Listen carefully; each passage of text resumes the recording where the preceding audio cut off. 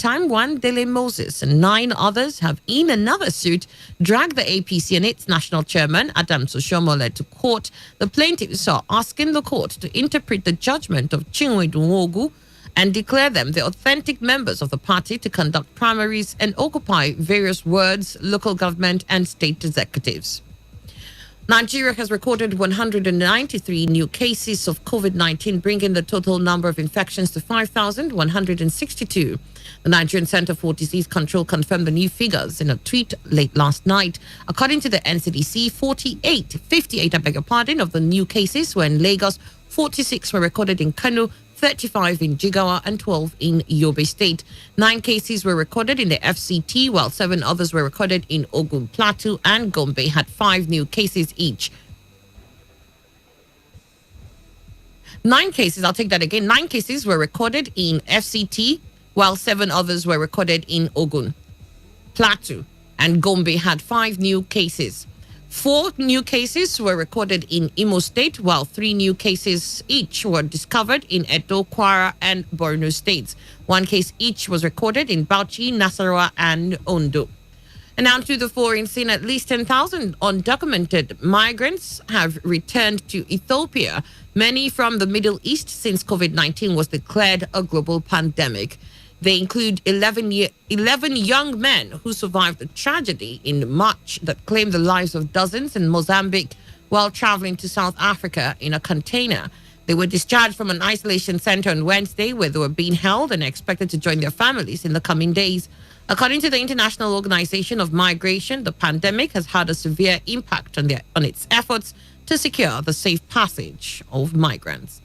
And that was the news update on Today 95.1 FM. I am Annie Abdusalam. Before I leave, do not forget, take responsibility. Wash your hands frequently with soap under running water. Avoid touching your face with high contact surfaces to prevent coronavirus. Stay safe. This is Today 95.1 FM, Port Harcourt, voice of the people. 95.1 FM, voice of the people. And we're back. Okay, all right. All you need to know about this one is that 95.1 FM. Such a unique dial. Norland is a multinational health company that deals in organic health products which remedies different health ailments. Health, they say, is wealth. Knowledge products are effective for the detoxification of the body system, giving you an all-round wellness. They have daily consumable products, beautifying products, human body regenerative products, which remedies different health challenges and boosts the immune system. Ellipsin Global Limited, aka Nolan World, is an authorized Nolan product distribution agent. Their office address is at number 26 Psychiatric Hospital Road, beside Christ Embassy, Rumibo, Port Harcourt. Call these numbers for more details: 0901 411 7892 or 0803 704 7150. Again, 0901 411 7892. Norland. Helping people in health and in wealth.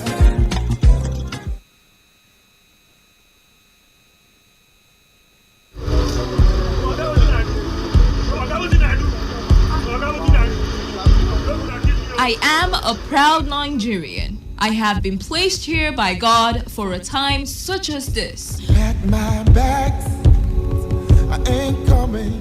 The degradation, challenges, and problems faced by Nigeria are the perfect backdrop for me to develop and utilize my God-given potential. I will not complain. I will not criticize. Rather, I will use my skills, gifts, relationships, and experience to find long-lasting and revolutionary solutions to the many challenges confronting Nigeria.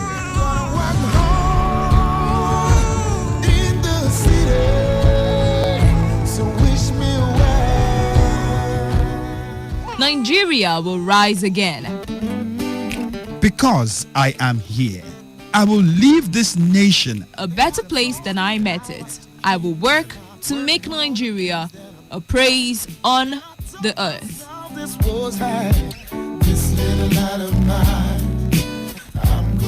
I will work to make Nigeria a praise on the earth. So help me God. Let me tell you how I got this far. This message is brought to you by Today 95.1 FM, Voice of the People.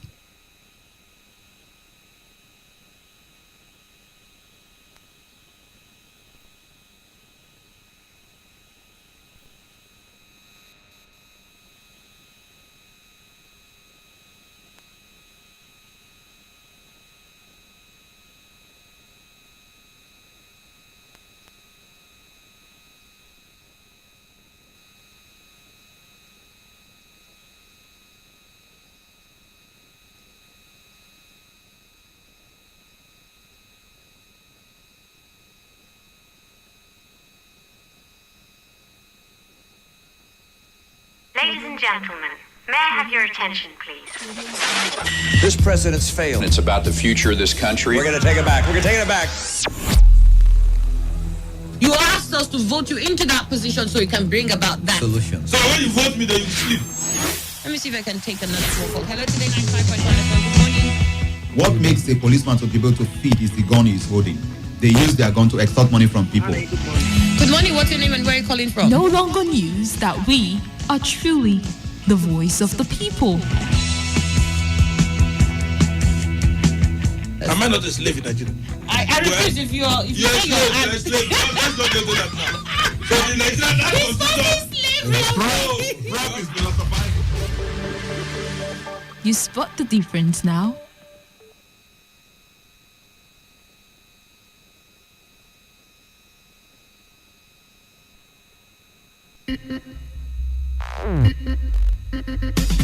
They're saying that the explanation given by the military was not enough to say that he saved up to buy those houses or to buy. Man, let me just quickly get your thoughts here so that we throw that into the opinion program. I think I have a picture of what Fayose looked like on that day and what he was saying from that caption. It's not just giving him a certificate. We must see the consequential order must be obeyed first, as to even those who have not attended the law class. Now you want that place is that place. This is where it comes. So why don't we start that first? You have that angle open now.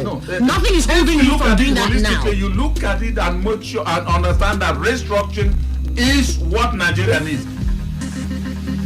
Today's Quest from 6 a.m. to 11 a.m. Catch Annie on this frequency, Monday to Friday. That is absolutely their position. Respect the law. Now the question will be which law? Today's Quest, a sure way to start your day. Because he hasn't really done anything here. Yeah, because both parties are contending.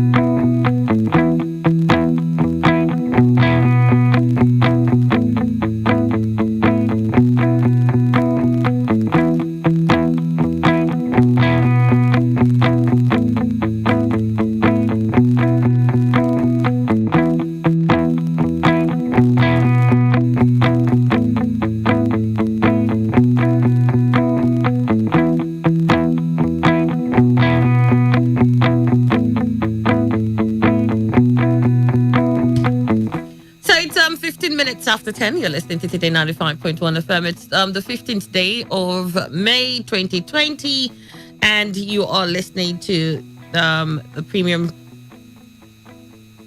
talk news and sports station, Today 95.1 FM. We are the voice of the people, and of course on Friday, this is the period when we go through the papers. So the newspaper review segment is up. We'll be going through some stories. And of course, Emmanuel and I will chit-chat over them. Emmanuel, good morning. Good morning, Annie. Good morning, Nigeria. Let's start with This Day newspaper. Open letter to Governor Nyesom Wike. That's in This Day newspaper. Open letter to Governor Nyesom Wike. Amnesty International. Some states using mobile courts to extort citizens. Amnesty alleges. Amnesty International. Some states using mobile courts to extort citizens. Amnesty alleges. And then you also have in new executive order, Fire-Me crashes right-of-way fee to 145 naira. In new executive order, Fire-Me, I beg your pardon, crashes right-of-way fee to 145 naira.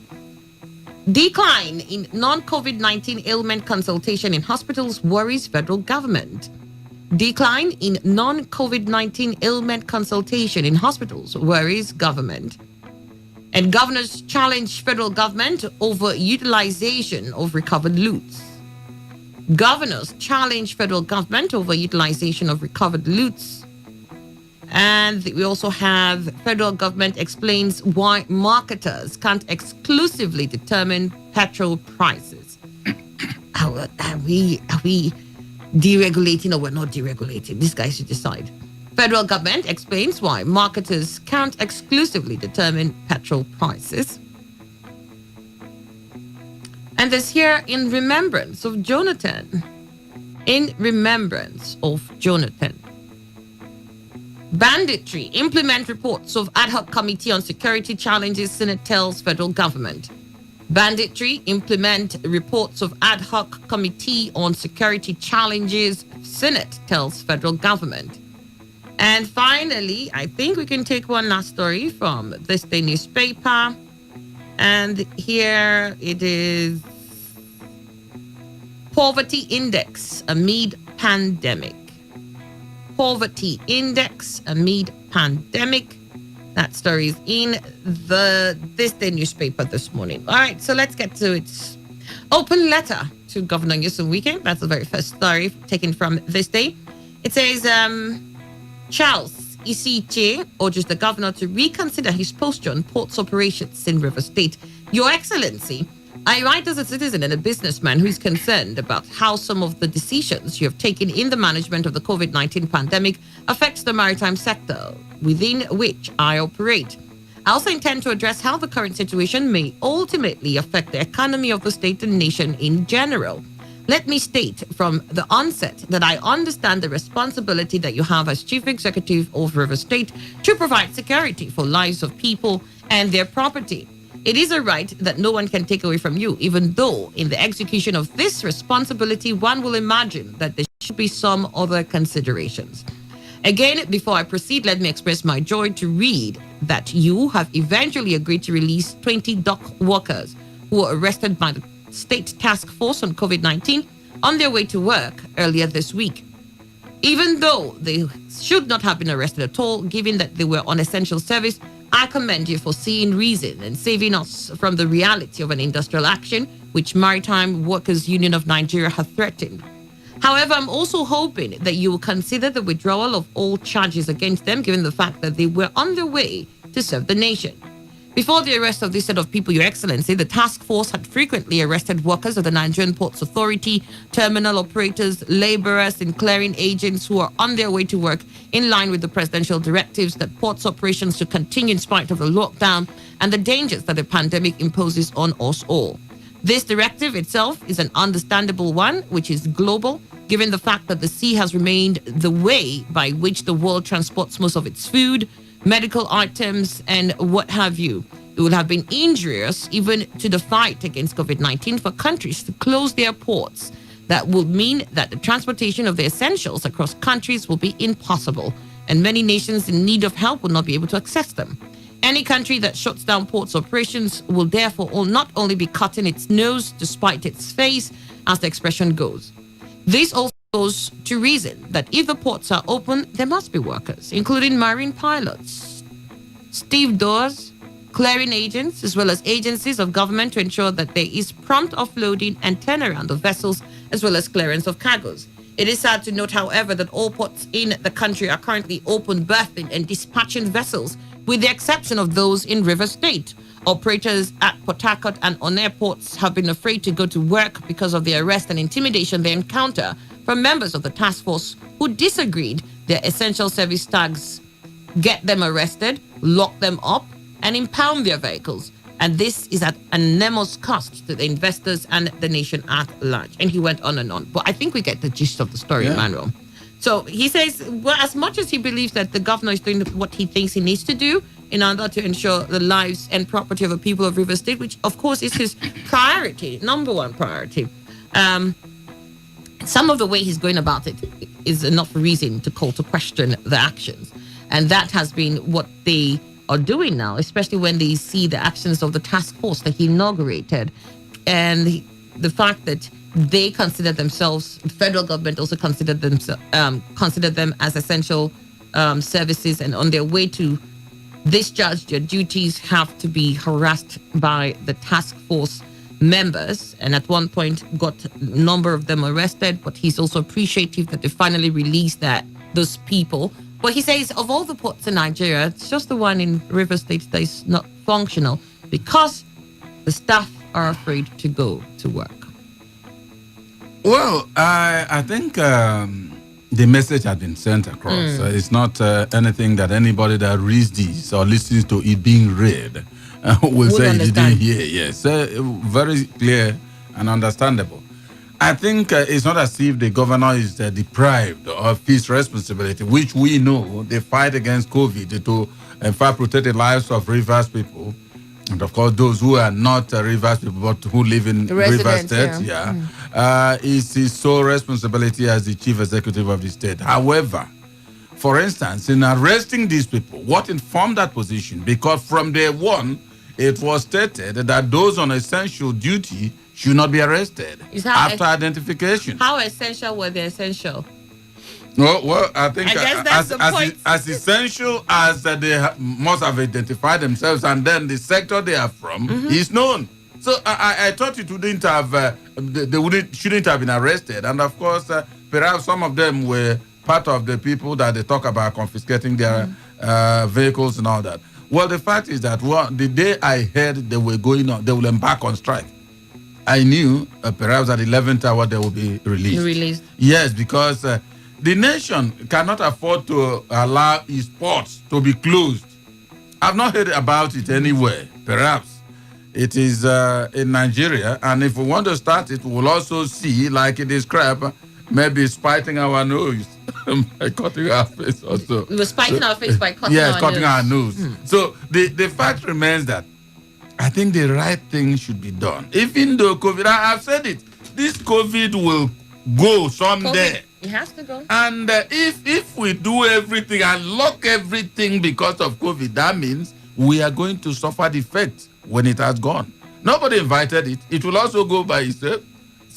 So we should also be doing something thoughtful or mindful of the fact that someday it will go and life will continue. Okay.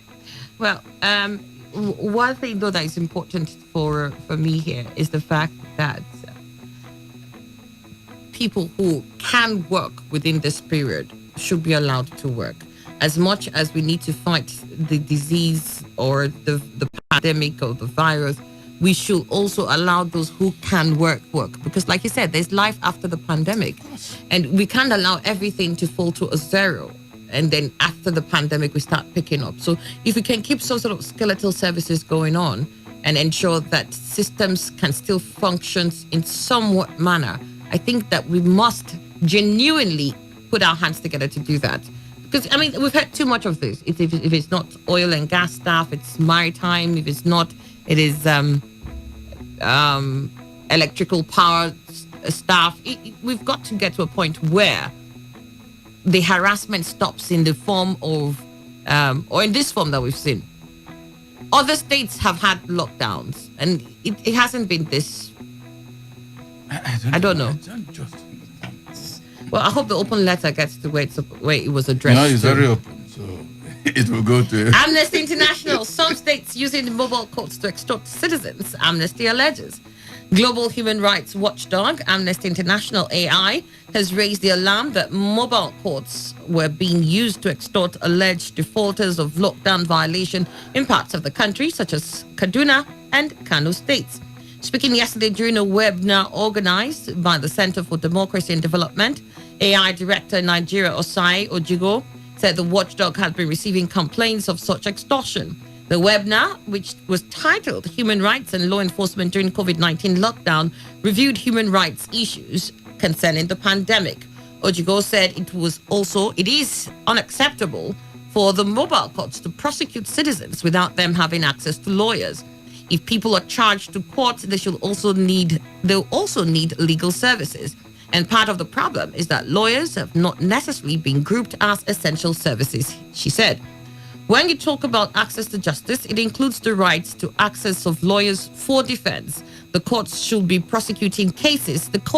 We have also received reports about people being asked to offer bribes. What international human rights law says is that whatever provisions you make must have three provisions. They must follow legitimacy, must be legal, and must be reasonably justified. The right to have legal representation to a fair trial is sacrosanct.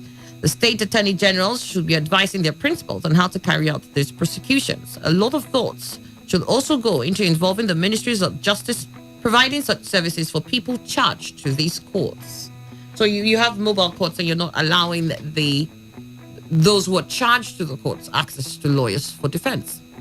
Yeah, I think it's an illegality. I must say, even though not versed in law, but I think practical wisdom suggests that it's an illegality.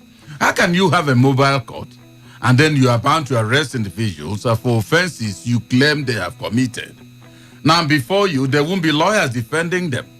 Now, at ordinary time, without this kind of pandemic or emergency, is it done that way? When you are taken to court, a lawyer must be there to defend you. Now, lawyers may be regarded as non-essential service people, but then not when a court, whichever form of court, comes into the fray. Then you must have lawyers, very essential this time round. So if anybody is holding a court session, perhaps I think all these ones they are holding within this pandemic, I hope lawyers are defending their clients. If they are not, at least for Kano and Kaduna, according to the Amnesty International, this is not happening. And they also mentioned the fact that they're even asking some of them for bribes. Well, bribes are just maybe the second names of those who indeed are sent to check people and protect them, whoever they may be. But the fact remains that once you have apprehended somebody on a charge, perceived charge of maybe an error, whatever committed, then there must be a defense. And that defense should include his attorney. That is the legal thing to do. So if they are not doing it in Kano and Kaduna, as far as Amnesty has observed and is anything to go by, I think they should also be charged, perhaps later, after the pandemic or even now, because it's an essential service. It is. Decline in non-COVID-19 ailment consultation in hospitals worries federal government. It says here the federal government on Thursday expressed concern about the disruption unleashed on the nation's healthcare system since the onset of COVID-19, which has resulted in a significant drop in the number of outpatient population of non-COVID-19 ailments in hospitals nationwide. It says data showed a 50% reduction in the number of outpatient cases from 4 million people to 2 million, while antenatal patients slumped to 655,000 from 1.3 million, and immunization figures have halved. Nigeria recorded 193 new cases of COVID-19 yesterday, bringing to 5,162 the total number of confirmed cases in the country. Announcing this last night, the Nigeria Center for Disease Control said Lagos recorded 58 new cases, Kano 46, Jigawa 35, Yobe 12, Federal Capital Territory 9, Ogun 7, Plateau and Gombe 5 each, Imo 4, Edo, Kwara and Borno 3 each, while Bauchi, Nasarawa and Ondo have 1 each. It said there are 5,162 cases of COVID-19 in Nigeria. 1,180 people have been discharged with 167 deaths. The federal government also said wearing face masks in public places is compulsory. going by the COVID-19 regulations signed by President Muhammadu Buhari pursuant to the Quarantine Act. In addition, the government has opened talks with Canada on the evacuation of Nigerians, just as the Federal Ministry of Health has started implementing some measures to contain the health challenges posed by the virus based on preliminary findings of the exploratory terms sent to investigate the unexplained deaths in Kano, Jigawa, Katsina, Sokoto, Bauchi, and Borno states. In any which case, bottom line, they're worried about the decline in non-COVID-19 ailment consultations in hospitals. A lot of people are no more going to the hospitals because of COVID-19. Well, it's worrisome. They are not just saying what is not real. It's very worrisome. You see, for me, anytime I hear, until any day, maybe early in the morning, I won't hear any new death. Yes, death and cases. Of course figures. I don't understand. It looks like it's an everyday affair now. New cases. This state has this. What is all this? Can't it end? Well, because we all have new cases.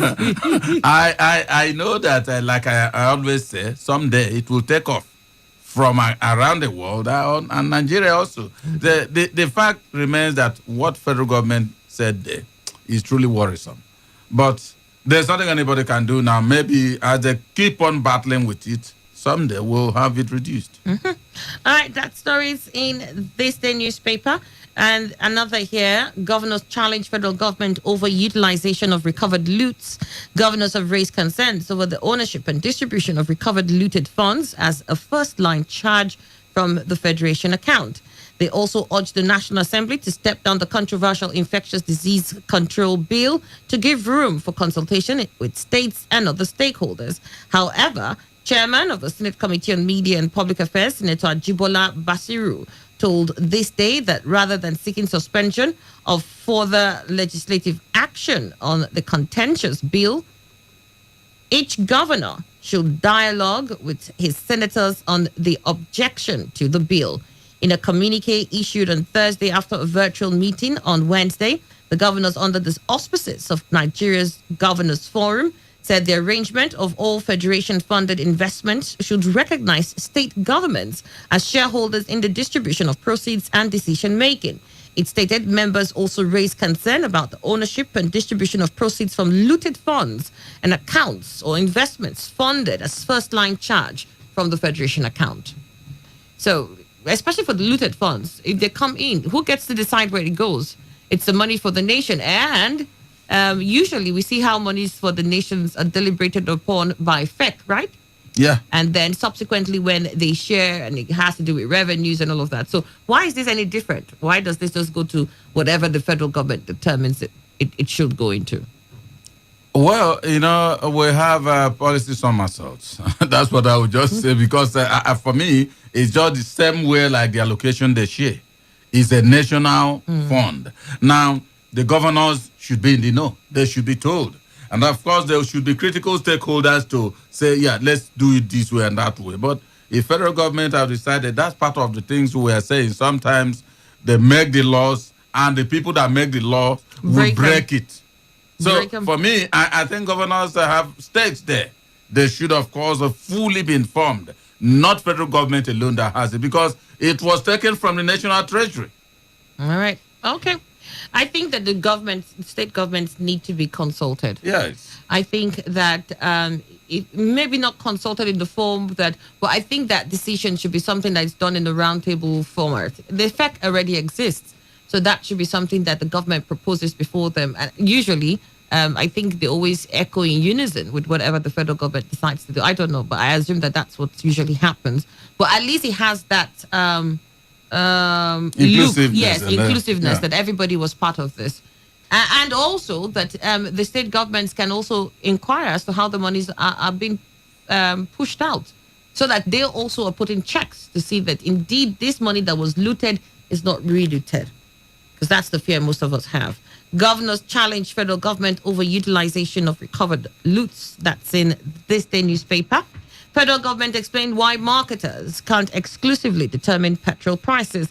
Federal government has thrown more light on what it described yesterday as the full deregulation of the downstream petroleum sector, and clarified that the country could not afford to completely leave marketers to determine the pump price of petrol. The government said that given recent experiences with petroleum marketers, Any attempts to give them a free hand to decide the selling price of the product would lead to profiteering.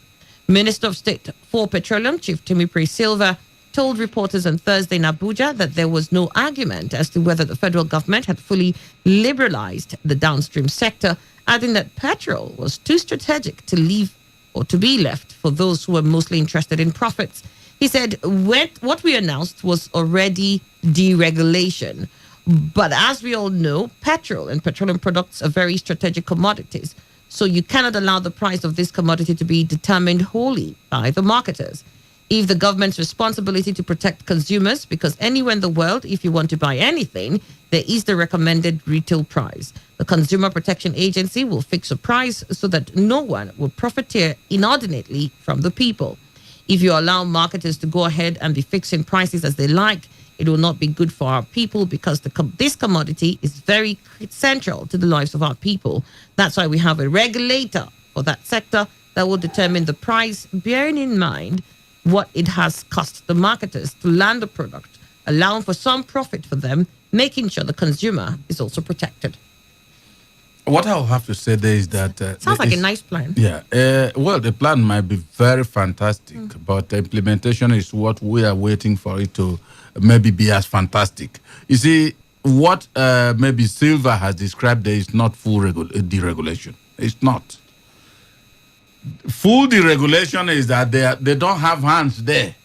Now, when you say no, he's critical, very crucial, and so you won't leave it to marketers, that means maybe something of either a banned deregulation. It's not full. If it's full, it will go that they will, in fact, among themselves, the marketers, it won't be one price. Now, this one will fix, it could go even if 1,000 per liter and all that. In the end, when there's saturation, it will fall down very low. A critical example is the GSM. We saw exactly what happened there. Once it was 70,000 and all that line, but now they carry it along the street and beg you to buy.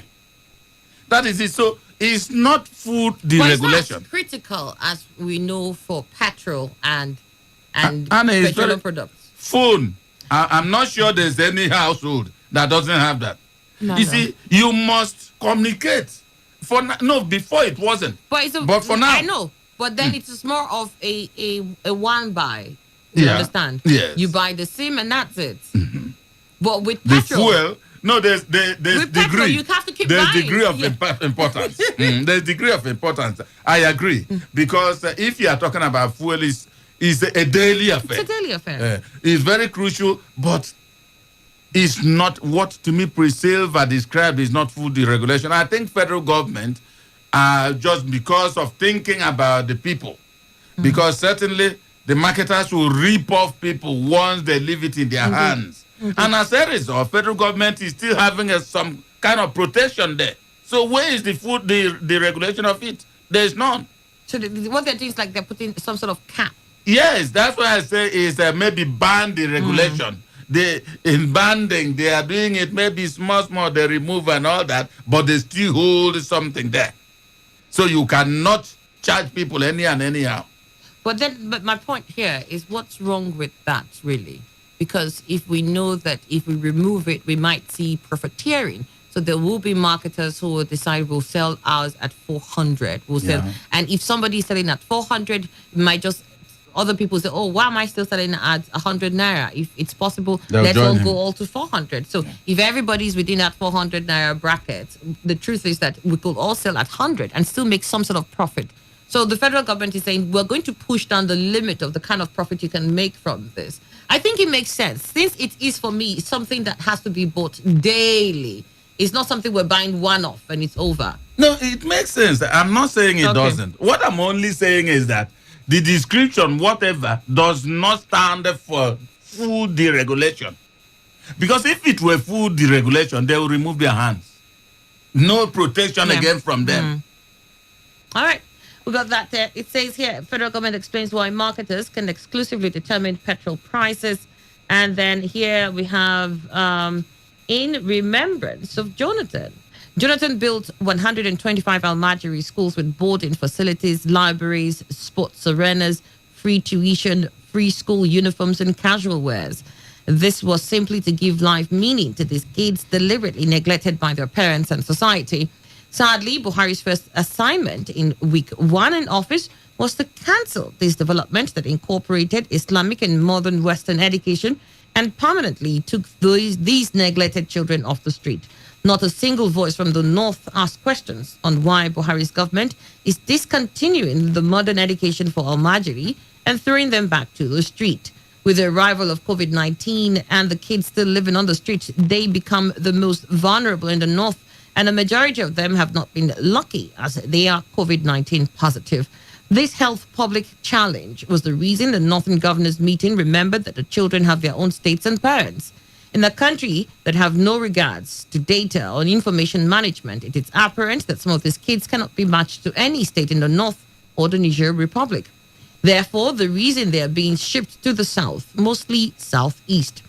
All that the kids need now is to be appropriately tested and treated in the states they are currently living, rather than sending them to villages and families that may hardly recognize, as some of them were thrown out of home at 4 to 6 years. Whatever these former Gage Almajiri pupils will never forget the wickedness of the politicians and their educated brothers and sisters that chose silence, meted out to them. They deserve better. Nothing better captures the yawning utility gap between the incumbent presidency of Muhammad Buhari and that of his predecessor, Jonathan Goodluck, than the excerpts above. It wasn't the case that the former had a better alternative for this northern, nay, Nigerian eyesore. He has none at all other than casting them out into the streets. I remember the Almajiri question was posed to him at the Kadaria Nigeria Television Authority town hall meeting pursuant to the 2019 presidential election. Typical of the fashion, the whole night went, and obviously struggling with poor health, the president had nothing to say other than wave it away with a response whispered to him by his stand-in deputy, Yemi Oshibajo. And it was the responsibility of local governments. The question that then begs to be asked is, has he since summoned the concerned local government authorities to give them the matching orders? To wait here for a response will amount for waiting for Godot. The sort of priority that seems to be of greater concern for our president is the kind of bearing down on Nigerians who refuse to remain like a lamb taken to the slaughterhouse, sitting ducks for the assault of AK-47 wielding rampage of our Fulani kinsmen. This is a government that fosters crisis where there is none and beats a retreat when confronted with the real deal.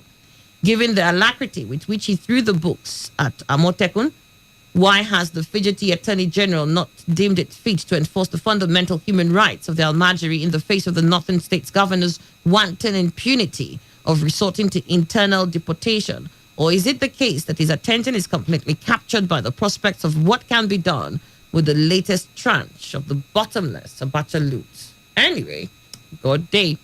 So, in remembrance of Jonathan, according to the writer, Jonathan did this much for Almajiri. Yeah. And upon his arrival, not that he had a better plan, but for whatever reasons, he jettisoned that progression.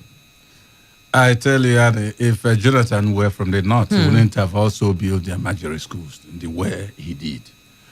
Maybe it might be a problem for an indigenous of the north to function in that way provided, because I'm not sure, I don't know, if this Almajiri issue is also covered in the Constitution. And if it's not, then it is something the locals, the governors, and of course the local government chairmen should organize, knowing exactly perhaps that it's getting out of hand. And the problem is foisting on their side first before transporting it to every other side in Nigeria is becoming much. And so let them rein in the problem by making provisions for them. I want to believe that President Buhari might have thought along that line of saying, this is not a constitutional issue and it's not my responsibility. Whether rightly or wrongly, as the problems now show, he may have done that with such reasonableness. However, in the case of Jonathan, he wanted to maybe please the North. He did that. And it was nice. There's nothing wrong still if the governors had keyed into, because the facilities have been there, but I'm sure now they won't be there again or so. Now, if they are still there, they should harness them. Maybe bring them back. But now, I must say, because this is, for me, is a cultural problem. Yesterday, we were talking Pretty about much, religious. yeah. It's a cultural problem. But now that they have gone to all the parts of Nigeria, I think it would be nice for also governments to look at them, even though they may rightly say it's not their responsibility. Because if you don't, and they pose a menace to your side, perhaps in this era of COVID, if they have many positives among their marginaries, and they come and infest your people, what will be the benefit? So for me, I think governors of, because I don't understand when we have started saying Nigerians in Nigeria should be Deported. going back to their old size. I don't know. It may, if we start this, it may leave their marginaries and then enter into other people. Other place, yeah, you'll get into other things. All right, banditry implements reports of ad hoc committee on security challenges. Senate tells federal government, says the Senate has urged the federal government to, as a matter of urgency, implement the recommendations contained in the report of the ad hoc committee on security challenges to address the spate of killings arising of the activities of bandits in the country. The call was made on Tuesday by the upper chamber against the backdrop of two motions considered on the need to stern banditry attacks in Niger and Katsina states, respectively. Sponsor of the motions, Senator Bello Madinya, APC Katsina South, lamented that what he described as the rising wave of coordinated armed attacks in several parts of Katsina by murderous bandits, which have led to mass killings of persons. According to him, the said bandits engage in other forms of criminal activities such as cattle rustling, kidnapping, and mass displacement of people from their ancestral lands. The lawmaker recalled that only recently, between Tuesday, May 5th, and Wednesday, May 6, 2020, armed bandits carried out multiple attacks in several communities in Faskari, Kankara, Saboa, Dendume, Batari, and Jibra local government areas of the state. The attacks, according to Madinya, led to the shooting of the divisional police officer, Mr. Aminu Abdul Karim, and the kidnap of the head of administration of Dam Musa alongside his son to an unknown location. The bandits used sophisticated weapons, including AK-47s. Recalled that following the spate of insecurity in the country, the upper chamber on Wednesday, January 2020, set up an ad hoc committee on Nigerian security challenges amidst highlighting the urgent need to restructure, review, and reorganize the current security architecture. The Senate, in its resolution on the motion, considered accordingly, urged the federal government to direct the National Emergency Management Agency to immediately send relief materials to victims of banditry attacks. It also urged the federal government to direct the Nigerian police and Nigerian army to beef up personnel and equipment deployments to flashpoints of armed banditry in Katsina State. In a related development, the Senate on Tuesday considered a second motion on the urgent need for the federal government to take drastic action to bring an end to banditry and kidnapping in the Niger East Senatorial District. And it seems as if it's the same thing all over again. Though yesterday in the news, we learned that the president has called in the security chiefs to have a conversation over the rising spate of insecurity and insisting that they must get a solution to this, and it's time to check this out of the system. I like to hear that they've decided it's time, but where I get saddened is when I remember that it is one of the many times that they've said the same thing, and I hope that this is going to be any different. But the truth be said, it has been left to linger for too long, and it is because it has lingered for too long that the bandits are even far more emboldened. You see, Annie, for me, it's like government doesn't want to do anything. Because when the president calls in the security chiefs and says, it's time, when is it not that time? When? When is it not that time for it to be neutralized? So it's time every time to neutralize anything insurgency. But the fact remains that I am one person who believes, until tomorrow I'll believe in that whatever government wants to do, perhaps to fight an organized crime, They will neutralize it if that is their own wish. Now tell me, the security operatives, the military and all that, they are wherever they may be. And then these bandits, if you are talking about Boko Haram, now this banditry could snowball into Boko Haram. Now, that's what I mean is something like the Boko Haram, because they may be a different name and all that, but the attacks will grow to that level that Nigeria will now focus attention here in the northeast and perhaps in the areas like Katsina and the Niger and all the rest of them. Why is it that federal authorities have not decided? Because saying it's time is not enough. Will you make provision? Because it's the provisions that will make it truly the time. If you make provisions of arms and ammunition and then face these people, do they get their own from the wind? Now, if you come with their... I want to believe that government has money more than these individuals. But if government wants to do it, they will eventually do it. If they don't want, we keep on narrating the stories as they occur. I mean, because as much as we're concerned, what we hear all the time is that these people attack with sophisticated weapons. Yes. And I'm thinking, okay, so is it that we can't arm our people with something similar? How sophisticated are these things and how beyond our reach is this, that it's always got to be the hoodlums and the bandits and the terrorists that are with sophisticated weapons? I want to believe that government they are credit worthy more than these bandits. All right, so even if they don't have money, they can borrow money and buy arms and ammunition than these people. Well, speaking about not having money, there's another caption here in this day paper, and it says here, poverty index amid pandemic. There is nothing shocking in the 2019 Poverty and Inequality in Nigeria report by the National Bureau of Statistics, which revealed that more than 83 million Nigerians live below the national poverty line. But given the current COVID-19 pandemic and its implications for our economy, the report should compel action by government at all levels. We must commend the NBS for the report, which makes planning easier by revealing the true state of our national economy and what can be done to address the challenges.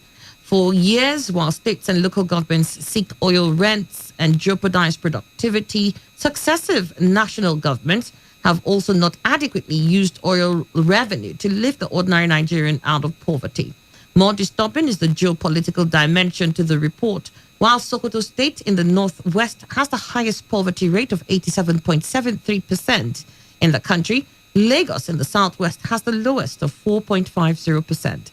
Meanwhile, the survey was conducted in 35 states of the Federation and Federal Capital Territory, with Borno State excluded as a result of the prevailing security challenges arising from Boko Haram insurgency.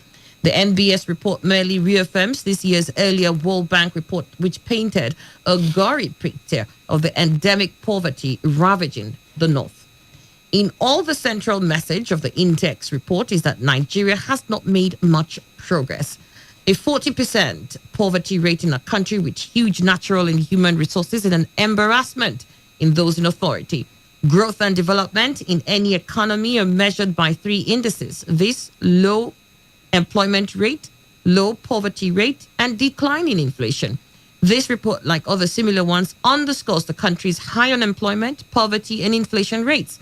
Nigeria's unemployment rate was said to have risen to 33.5% in 2020, while its current inflation rate is 12.26% as at last March. It is unfortunate that Nigerians continue to be ranked among the poorest people in the world almost every year. Some of the factors responsible for this state of affair include high incidence of unemployment, predominant production of primary goods over finished products, aging public infrastructure, increasing insurgency and opaque system of governance, the high rate of out-of-school children, and poor output in the education sector, which contributes to deepening this problem as the nation churns out a crop of uncompetitive youth in a world driven by technology. The challenge is even bigger. Many of the rural communities in this country today are not connected to the national grid and as such do not have electricity. Some do not have access to potable water, and many lack critical infrastructure for storage and transportation of raw materials from their places of production to markets. Farmers are at the mercy of middlemen who exploit and make significant profits on resale of the same goods in their geographies. We must, as citizens, demand equity, fairness, and accountability, lest this deepening cycle of poverty continues. But the government at all levels must also focus on the people, their safety and welfare, the optimal allocation of scarce resources, and the effective implementation of policies for service delivery. Until we begin to do this, Nigerians will find it difficult to maximize their potential in the bid to enjoy better lives. Poverty index amid the pandemic. It was already worse. We've got 83 million Nigerians living under the national poverty line. And now we have a pandemic that has further pushed the indices into the negative for us as concerning the economy. And we know how that will affect the inflation rate and pretty much every sphere of our life. And yet 83 million Nigerians live below the national poverty line. So you're looking at the number of people that will further fall under that line, because a few, that is, I'm looking at the 17 million or thereabouts, 117 million who were above that line. Very, if not half of that number, were just above that line, barely. Well, you see, when government has a culture of focusing on the Federal Capital Territory and looking within the geographic location of that Federal Capital Territory, and then patting itself on the back that we are doing very, very well. You see the kind of development here. That's our center of excellence. That is what you get, because every other area is neglected. Now, when you also have state governments, this time round governors, who receive allocations, but only thinking about expenses on the comfort that will come from all-round politics, and the area they have as the state capitals, they focus on pouring attention on that and leave the rest of the states. That's exactly what happens. Because those in the hinterland, where most of the productions, even if you want to talk oil, are coming from, they will be neglected. And that is why you could go to a library, you could go to all these areas that produce oil. In fact, if you go there, you start thinking whether they are in Pluto. Exactly. So, until government begins to think of, look at the allocations, what critical sectors are these allocations to be given to? So that we'll be talking about, we'll join the league of those who have developed the kind of money that comes from Nigeria, yet they focus on Federal Capital Territory and the state capital territories and all that, leaving the hinterland. When are we going to have a different story from poverty? And the pandemic has come to help them to ramp up more and more into that category of most poorest Nigerians. Right. They are not worried at all, because themselves and their families are not poor. It's a sad chain of events, because you look at the nation and you see the great potentials within the nation and what we can actually achieve if only we're doing the right things. But years after year, we just don't understand how to put the right foot ahead of the left. Somehow we've been dancing some macabre dance and have refused to move. And, for me, what really catches my attention is the fact that the NBS has put out these statistics out there. And you expect that any government will be using this as a yardstick to rate themselves and see whether the policies they're putting out there is bettering the nation. So you're looking at what your inflation rate looks like. You're looking at the poverty level. What are the figures that the NBS is putting out to see whether you need to tinker with something or the other. One of the greatest problems has been insecurity that hasn't allowed several areas to thrive. And yet we've got this very lackadaisical attitude towards dealing with it decisively. Maybe for a long period, we felt that this is something that can't reach us, can't touch us. And now we realize that, the bandits, the terrorists, the kidnappers, the armed robbers, they're getting bolder. They're almost coming to our front door and knocking on it. So now we're trying to do something. And even at that, we're not quick or we're not hastening our steps. And we think that with the pandemic that will come and wash over us now, that we have a strong structure that is able to survive the wave of the pandemic. That's where I think that we're fooling ourselves. We don't have that sort of structure. And by the time the pandemic is done and blows by, there'll be very few that will still be standing straight. And do you think that any armed robber or armed robbery gangs will one day dream of visiting Asorok? They can't do that because it's a fortress. Now, take for instance, we're in River State. Do you think also, much as armed robbers will not visit Bori Camp, that is a military barrack, they can also not visit a brick house? Now you can see why these people are not perturbed at all. Mm-hmm. They only there to hear. They will tell you MBS what is their work, exactly. That's to churn out statistics. And let them keep on churning. When they get tired, it ends. So for me, governments have to know that all the allocations need the areas that are not touched to develop them. If not, Nigeria will be lagging behind while others go forward. All right, it's 11 o'clock exactly on the dot. You can call us. Let's get to hear from you, your thoughts on this. We'll be taking just phone calls today. So don't send us your messages. Just call the studio line. That's the only way we'll be entertaining reaction to any of the captions this morning. 0810-951-0951 or 0817-0000-951. Those are the numbers that you need to dial to get through. It is important that we get to know which of the headlines you want to react to as we receive your call. So I'll just quickly run through them again. The last we just took here had to do with poverty index amid pandemic. That was what we just addressed. And then banditry implement. Hello? Reports of ad hoc committee on security challenges. Senate tells federal government. Hello. Good morning, Annie. Yes, good morning. What's your name and where are you calling from? Okay, Mascot. Good to have you. Thank you. Honestly, the area that caused my concern is the comment or the extract, the write-up on Amajarai system in Nigeria. You see, 2 days ago or 3 days ago, I saw the deputy governor of Benue, Stephen Lawani, telling journalists, freshmen, that the northern governors have decided to abolish the Amajarai system, that the time is now. I laughed. I said, it's my deputy governor. Is he talking on behalf of the entire North or is from the Middle Belt?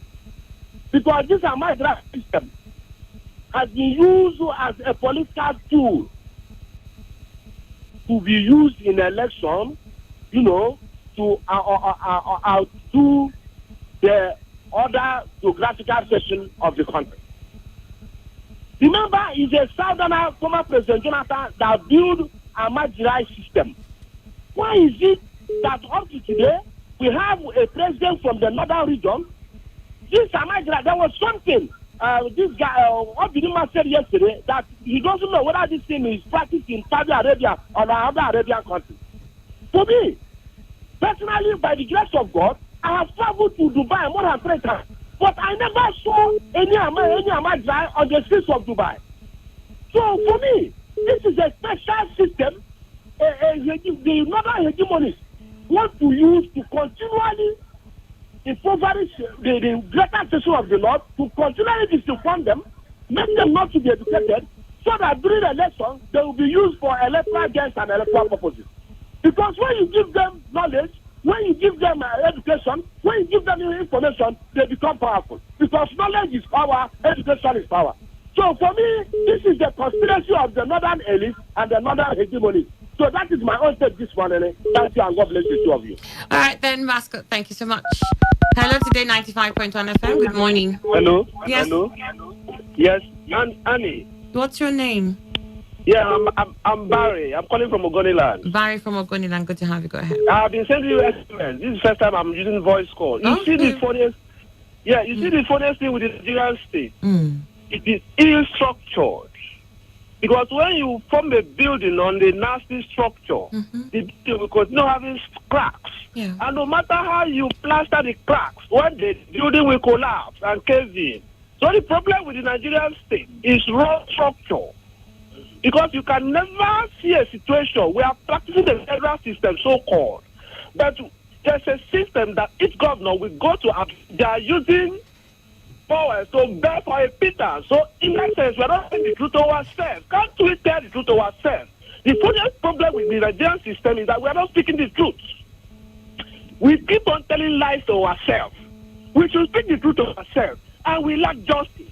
In a country of injustice, how can there be progress and development? For God's sake, let's speak the truth to ourselves. Have a nice day. All right, then. Thank you, Barry from Ogoniland. All right, and then apart from the poverty index and pandemic, banditry, implement reports of ad hoc committee on security challenges, Senate tells federal government.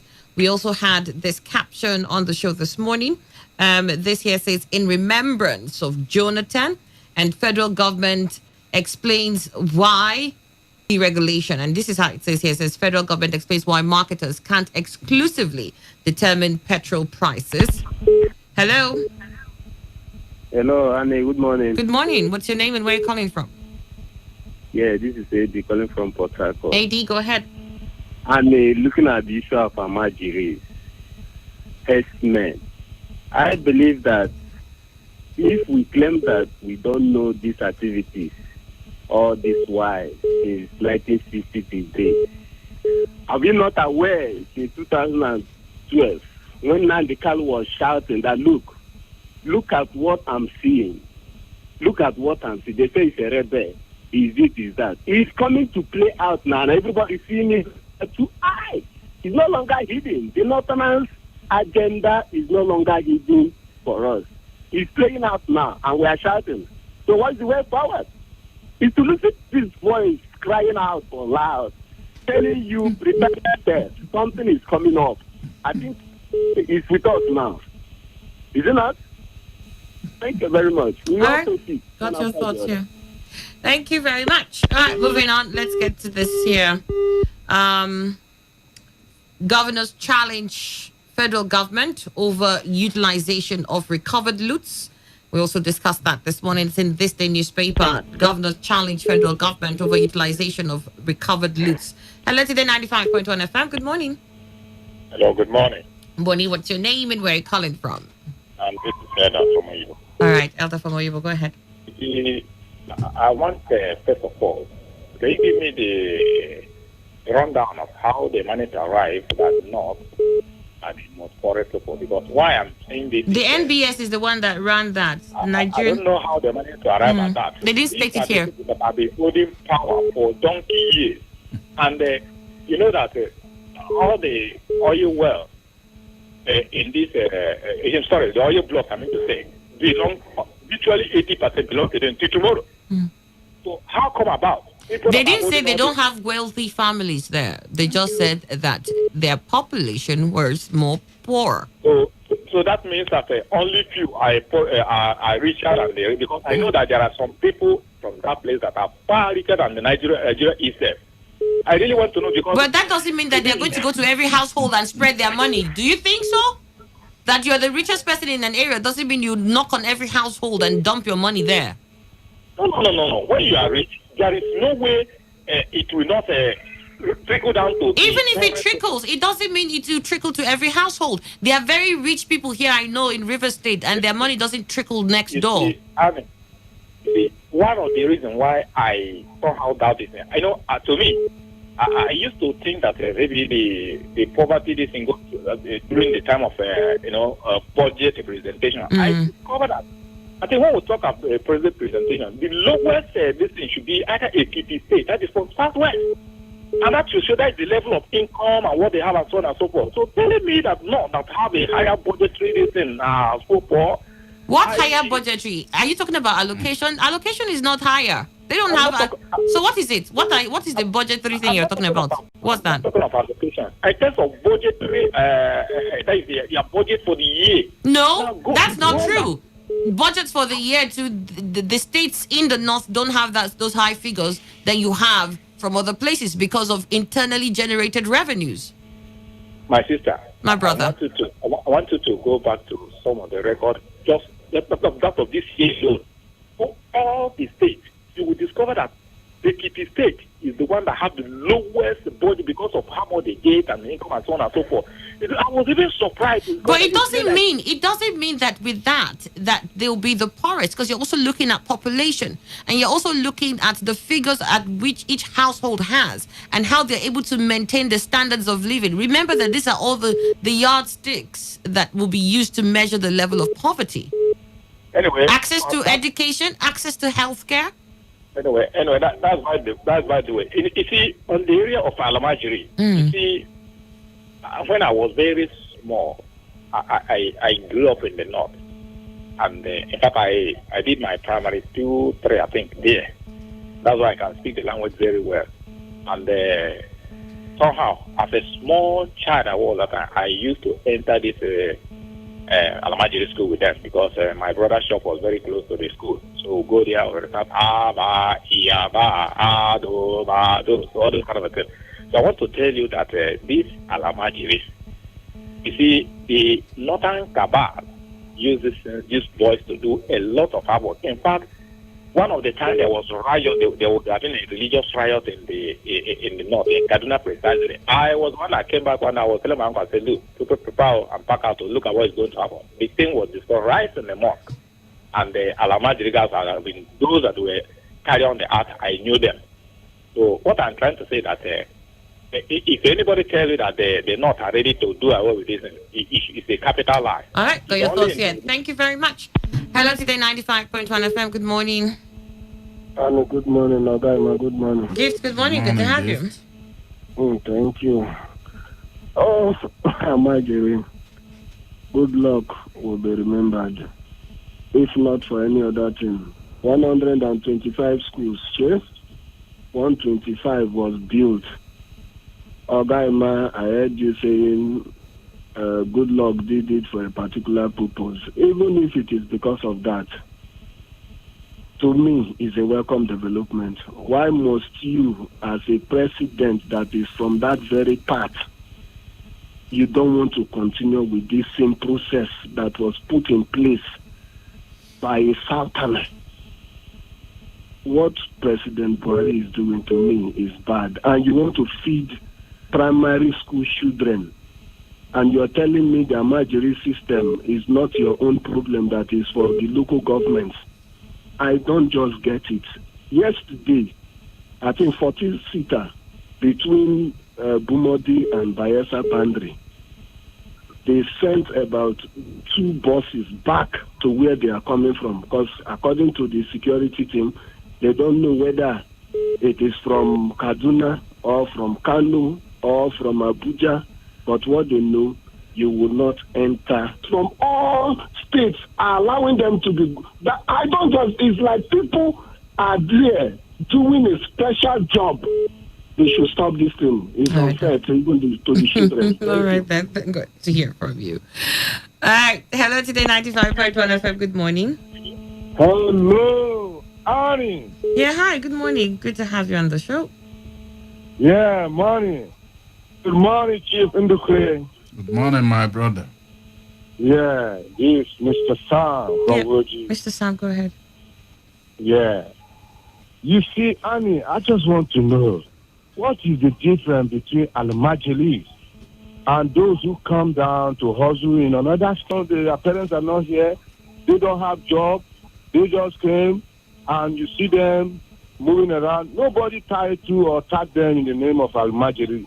Not just here in this part of the country alone. All over, almost all over Nigeria, you see people go out there to hustle. But the thing, I will not blame much. I will blame it on the northern governors who first start this menace by trying to send back some persons who are called Almajiri by them. They are now trying to find out what about the allocation that has been coming in each of their states? How have they come out to give account on how this money is being spent? the internal generated revenue? Have they been giving account? You see, they are not coming out to talk about their own. In as much as I'm blaming them, I do not say the federal government should keep mute about how they spend the money. But let them also be able to remove the log of wood in their eye before they remove the speck in another small eye. So I'm looking at this Almajiri to round up. People should not come and be telling us that some persons should be remembered. This may only use that project to siphon money in the name of building schools for Almajiri. They did not do anything to help those people. So any person who will come out to tell us that what they did was for the good of Almajiri, they are just coming up to tell us some blatant lie. That project was used to embezzle huge sums of money in this nation. So I just pray EFCC should dig into that very deeply and bring all those people to book in the name of Almajiri schools and the embezzle money. And some use it here to make campaign. Sam from Woji, thank you so much for getting your thoughts on that. Sam, thank you. Hello, Today 95.1 FM. Good morning. Good morning, Annie. Douglas. Good morning. What's your name? Douglas. Douglas, where are you calling from? All right, go ahead. The Almajiri issue. Whether we like it or good luck. For whatever sentiment anybody share or whatever purpose anybody consider that wanted into that, well, we must appreciate him. If not, we have a northern president today. What has he done concerning this segment of our population? Do we ever think of the havoc or the consequences of what these children will generate tomorrow? If keep on allowing them to be this impoverished continuously. I think the northern governors have to sit down and think out something they have to do concerning these little children. They cannot remain Almajiri forever. How long will Obi remain a boy? We are breeding another category of Boko Haram that we cannot handle in the nearest future. I rest my case. All right then. Thank you. Hello, Today 95.1 FM. Good morning. Yeah, good morning, Annie. Morning. What's your name? My name is Ejike, calling from Rumunkushi. All right, Ejike, good to have you. Go ahead. I'm speaking responsible for Almajiri saga. All right. Yeah, well, in as much as everything maybe someone has done in the past, we must condemn it. Because Jonathan tried to take away these people off from street, at least for them to even, if at all you not get to the level of university, anybody who attends primary school can as well hustle on his own and do one or two things. But to could you imagine that we see somebody who cannot even hear come, go. All he knows is when he speaks, he says, by English. So Jonathan saw that thing and tried to put some of these people in at least in the education spot. So, but now they say that the program should be channeled to local government. Yes, and I see Minister of Education for State stuttering to answer the question that they want to use this COVID-19 part of this thing to bring all of them together. They want appeal to state governors to allow them to circle one place so that after COVID-19 they can able to capture all of them. And anybody who say Jonathan initiated Almajiri school to siphon money. Now Buhari is not doing anyone. Where is the money going? Buhari budget in 4 years covered Jonathan 6 years budget. Where is the money? Somebody who initiated 125 schools, more than how many 12 universities, you are coming to condemn. Now Buhari has budgeted over 40 trillion. Where is the money? Thank you. All right, got your thoughts too. Hello to the 95.1 FM. Good morning. Yeah, this is Pastor Isaiah Judge. Pastor Isaiah from Bugoma. Good to have you. Good morning, Madam. Yep. Yes. Let me look at the Almajiri issue, my sister, in the era of Jonathan. Let us face the truth. I think as a former governor, I am not saying this to maybe to lambast or maybe try to cast aspersion on him. But I am only at the track of the realities that played out during that era. It was a scam. Alemajiri under Jonathan era was a huge scam. It was a jamboree process. My sister, a political jamboree process as to win the heart of the Northerners so that he can go in for the re-election bid that he has in mind.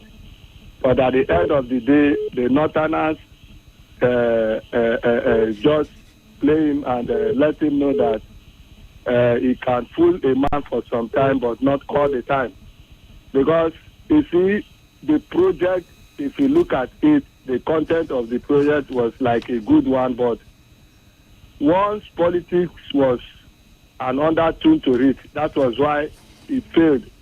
If not, nobody should say that the former president knew so well. Okay, what of Yah in Ogoni? He used the same Ogoni cleanup to play politics by then. And we were saying it by then that he was doing this so that when he got into office, then he will now be. He was using it to play a kind of hide and seek. But at the end of the day, all his plan to return failed because you, as a mortal man, nobody knows that 2020 will be like this. Corona will now have to take over 2020, and everybody is now pushing all their events for 2020 across 2021. WHO has also come to say that pushing it to 2021 is not as if Corona will just go easily. It has come to stay with us because that is how other sickness come. None of them have gone finally. Right. We are only living by the mercy of God. So nobody should come and say tell us as if maybe Almajiri under Jonathan era was a good intention. Okay. It was a political intention. All right then. Thank you. Pastor Isaiah, thank you. We got your thoughts on that. Let me just quickly remind us that apart from the Almajiri story, there were several other stories that we had here. There was the open letter to the governor of Rivers State, Nyesom Wike, and we also had in this day newspaper this morning a story with the caption for decline in non-COVID-19 ailment consultation in hospitals worrying the federal government. These are some of the things we also did speak about. Hello. Today 95.1 FM. Hello, Annie. Yes. Good morning. Good morning. What's your name? Mr. John from Port Harcourt, yeah. Mr. John, good day. Yes, I want to look at the area of boundary in the north. Mm-hmm. That's where that's my interest.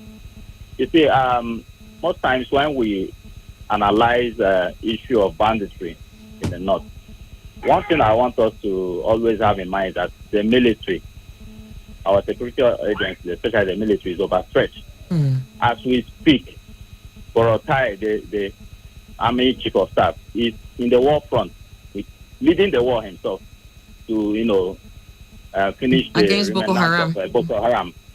It's just that the media don't report it, but a lot is happening between the Nigerian military and Boko Haram. Mm. But most times the media is always interested when they kill our soldiers. But soldiers are doing wonders as we speak against the Boko Haram. Mm. Maybe very soon we'll start to hear the end of Boko Haram. Okay. But now they are fighting in the war front, fighting Boko Haram, and banditry here internally, attacking our people.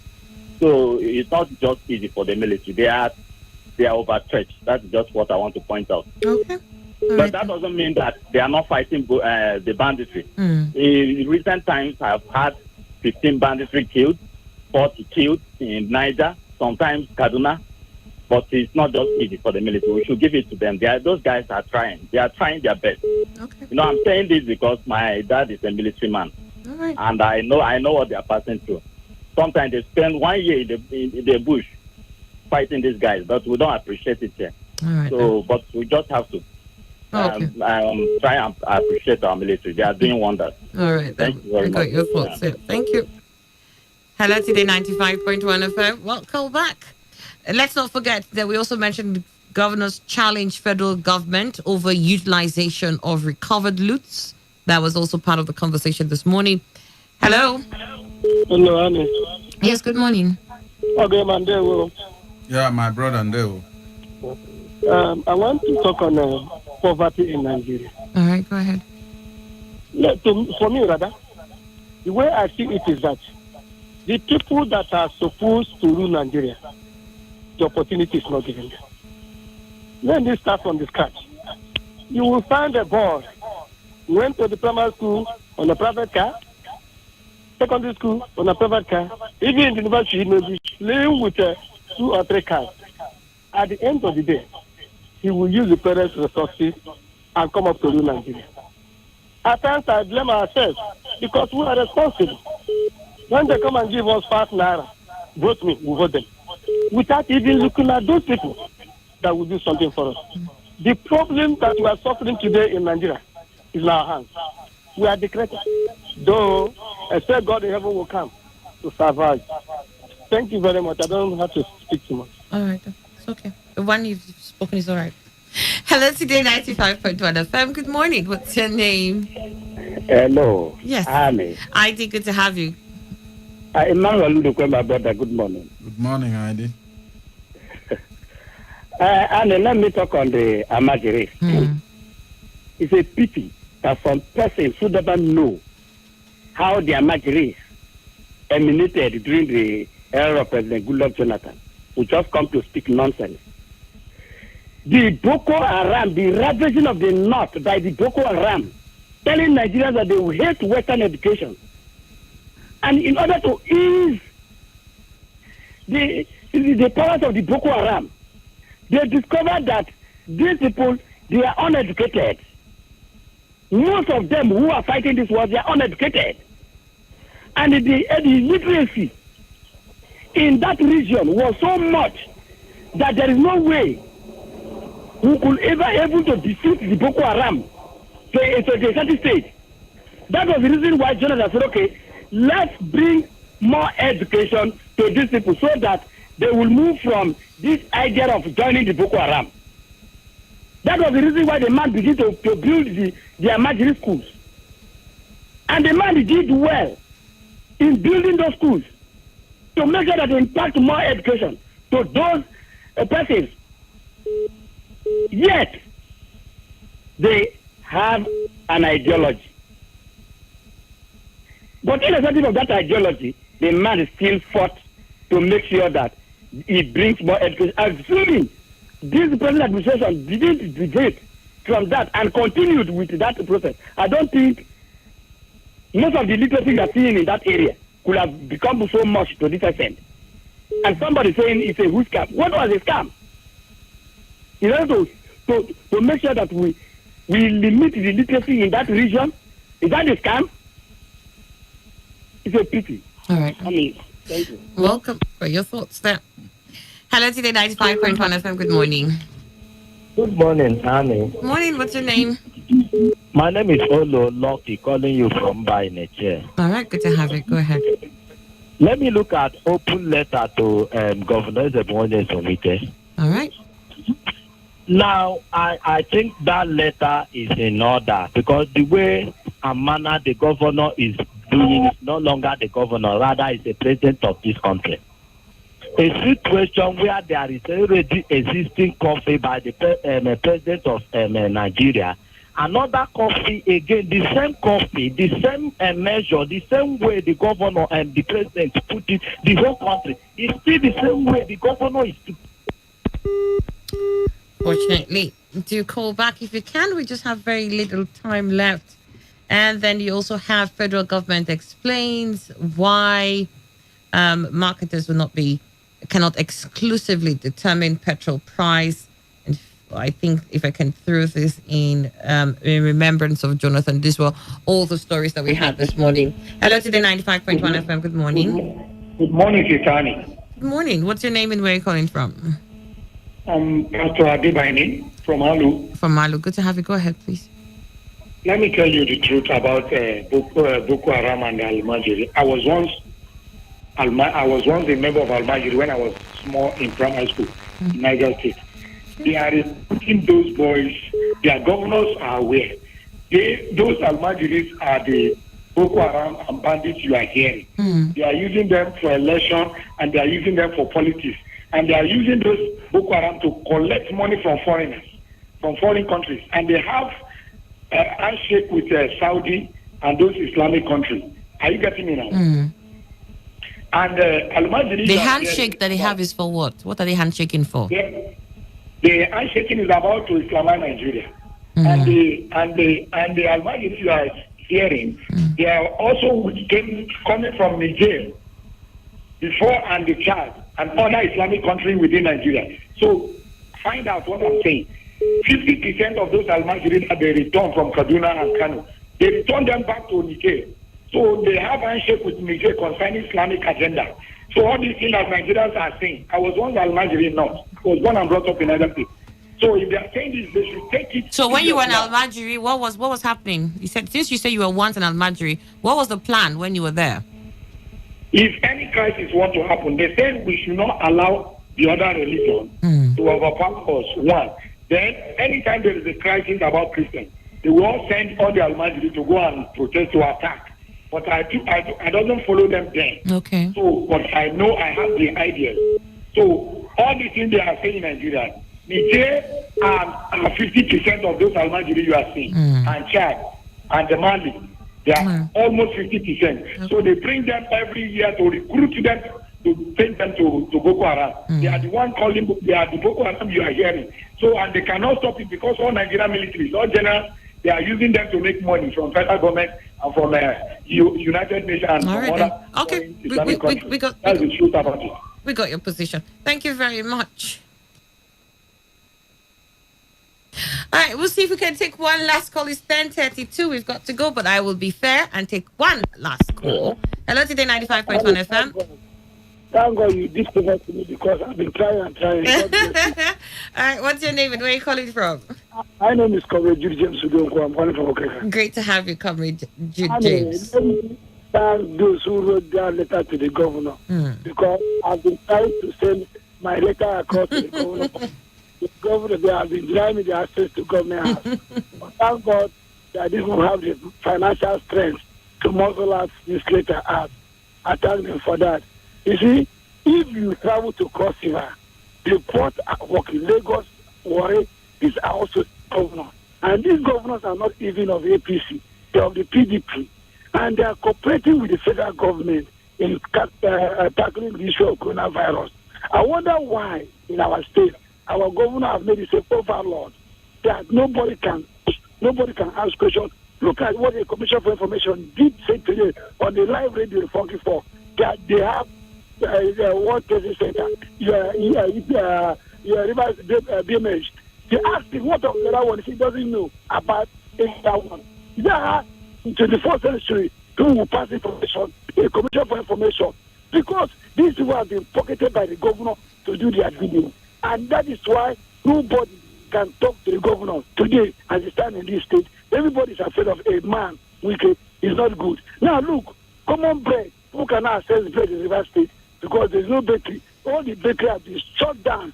This is essential duty. I am calling you, the media. Please call the governor to order. Ask him what are the essential duties. Let us define the word essential duties. Those who are merited to join essential duty. Look at it, we don't have life in River State anymore because the paper has cut life due to the harass of their workers. And the governor say you never knew that those who were incompatible. You can see the kind of things we have when you do not allow the institution to work. Right. When you do not allow they feel that they are employed to work for you. The commissioners to be in charge at the work front. Give order, but you decide to take law to your hands. Comrade, we got your thoughts.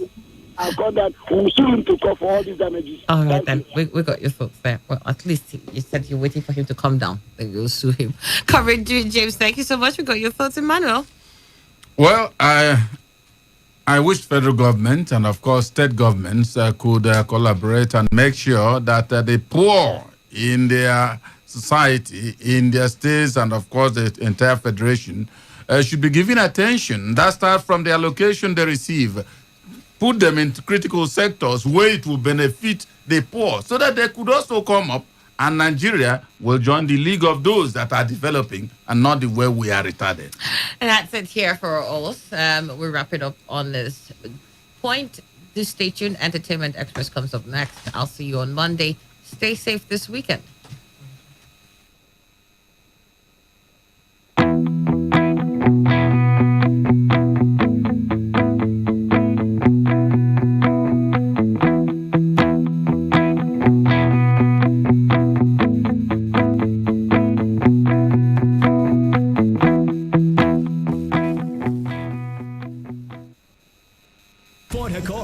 Are you ready? Today, 95.1 FM, the voice of the people.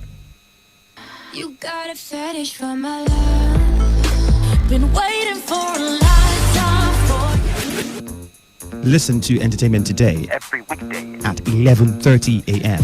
And I'm so I don't even mind.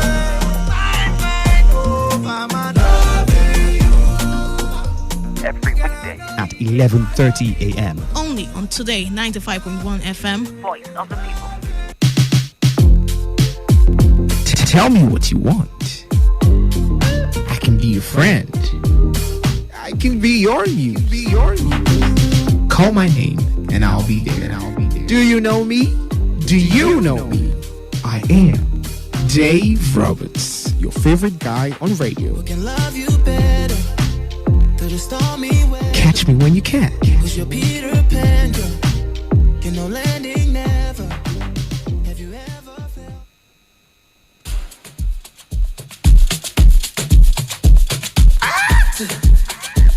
Fresh. Holy God.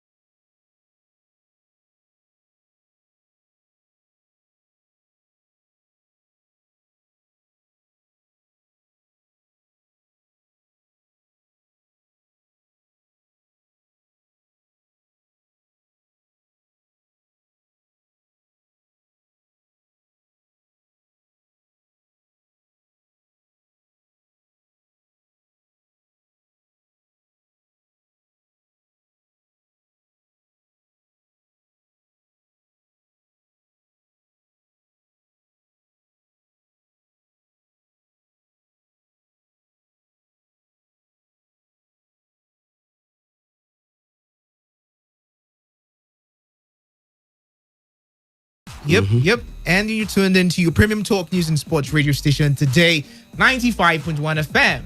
Yes.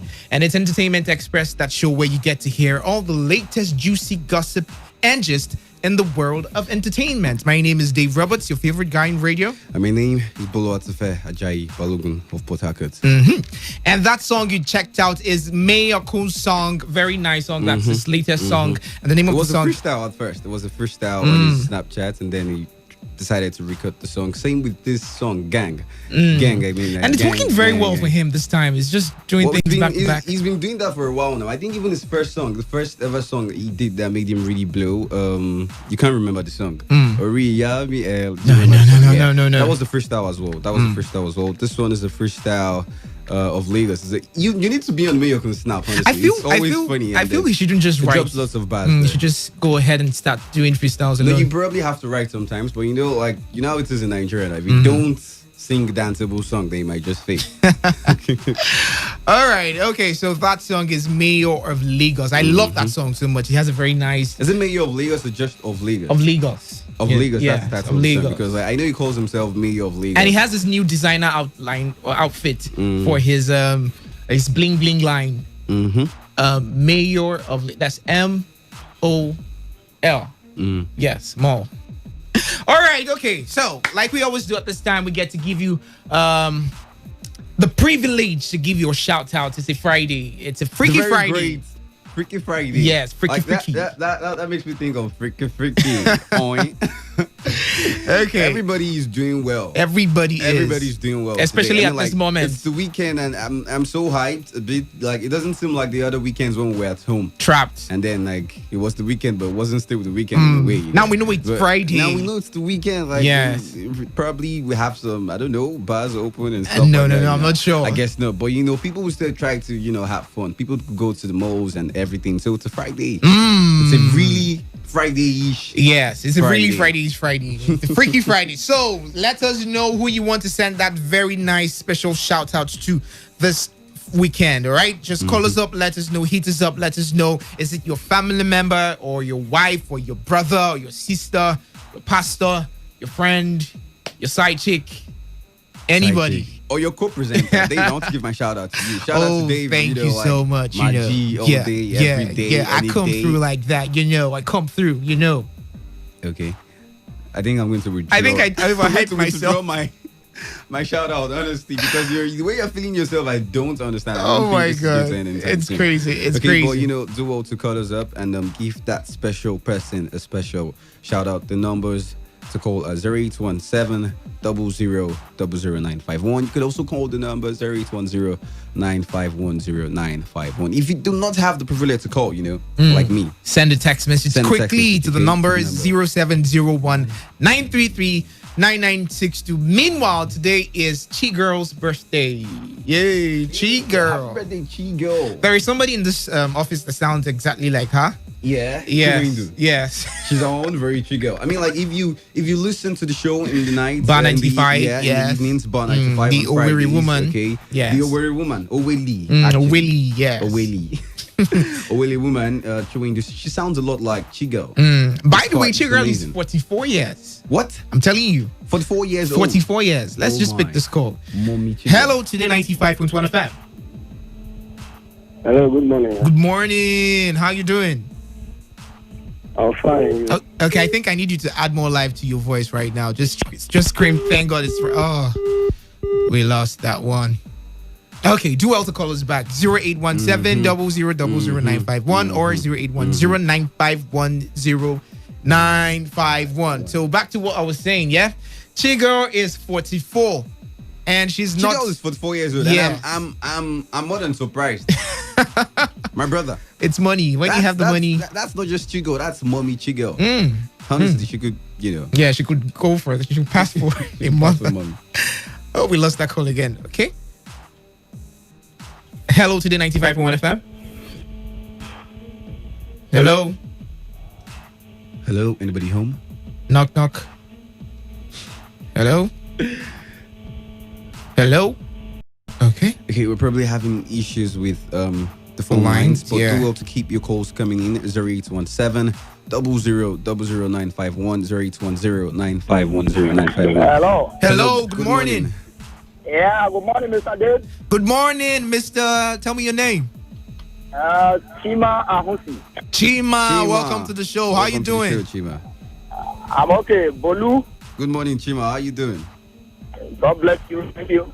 Yeah, amen. Yeah, So, would you want to give a shout out to? I want to wish a special birthday to somebody very, very important.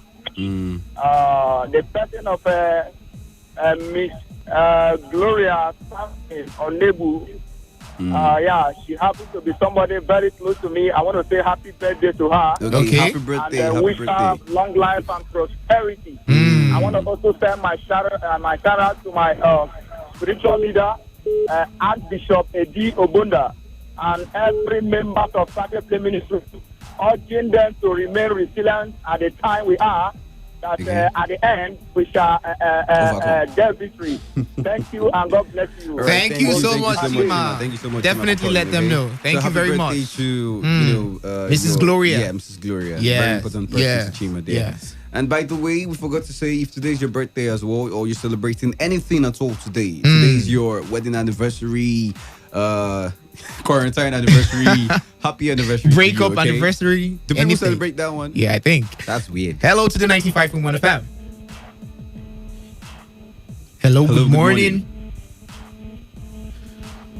Okay. Oh. Is this my village people or I don't know? Our village people. Hello. Okay. Just to keep the calls coming, okay? We have we're working on yes, call we lines, are okay? definitely. I'm not freaking out at the moment because we're. But you said it was a Freaky Friday. Freaky. I didn't mean it that way now. Are you sure you didn't jinx yourself? Because it's everything is freaking out right now. I'm telling you. Hello, Today 95.1fm. Good morning. Hello, good morning. Yeah, good morning. What's your name? Where are you calling from? I'm getting married. Okay, please could you speak louder so we can hear you? Yes. I'm getting married. Okay. Welcome to the show, Nkechi. I want to give a shout out to who? My mom. Your mom. To your mom. What's your mom's name? Please. Sorry. Oh, okay. Shout out to your mom. We didn't get the name. Who else? And also to a lot of people living with HIV positive. So a lot of people living with HIV AIDS, positive. HIV is this period I want them to take heart. Okay. It's not only people that are living concentration to live with what they call it COVID-19. So she also remember those people. All right. All right. HIV and AIDS. All right. Thank you so much. Thank you so much for calling. Very touching. That was thoughtful. To wish people who have the virus, HIV and AIDS. I think we should just encourage them right now. Yes, encourage them. Okay, so if you're out there and you are living with HIV, it's not the end of the world. You would still grow to see your children. And lots of the stuff that you face, lots of the stigmatization that you face is just society, because actually you could go ahead to have a beautiful family, very beautiful life and a beautiful life even with the virus. So it's not something to kill yourself. Yes, don't kill yourself about it. All right. Shout out to you. Thank you very much. Good morning. Good morning. Good morning. What's your name? Where are you calling from? Okay, we're Christian. Okay, welcome to the show. Calling from Bodakot. All right. Yeah, I want to wish my baby, my firstborn. Your firstborn? What's his name? Yeah. A boy or a girl? Mary Ann, okay. Happy birthday. Happy birthday. Normally I would sing, but my voice is very terrible. If I start to sing, you might just start to cry. Yeah, I'm wishing her a long life and prosperity. Wow. Thank you very much. Good health. Yeah. As she study in the house through WhatsApp, may God give her wisdom and the knowledge to comprehend. Amen. Yeah, that's also true. Students are at home now and they're trying to learn from home. It's quite weird. Because if it was during my time and I was asked to learn, I'll get distracted. Dude, so distracted. I was an Olodo in class. In class, right there in class, physically seeing your teacher at the front of the class. I was still on serious. And you're just fantasizing about something else. And I'm thinking about something else. Thinking about probably the Zobo and the Mr. Goody I want to buy after when the class is over. Dude. And now imagine I was just going to school now with the whole learn from home WhatsApp thing, and then you're just smelling this very nice fragrance and then my mom is just cooking something, and you're like the sound of the pounding, bam. Oh my! You will close everything. Forget it. You will shut down everything. I will open book and it's pounded jam. I told you, steaming pounded jam, steaming mode. Oh, that reminds me of the story Coco told us yesterday. I really don't want to. When you mentioned steamy, let's not go into that. Let's not go. Coco Greg has his fair shares of stories. Man, that guy he's a catalog of information. Honestly. All right, so it's a Friday, and okay, let me just pick this last call before we step into the top 3 songs for the week. All right. Good morning. Good morning. Who's there? Hello. Okay.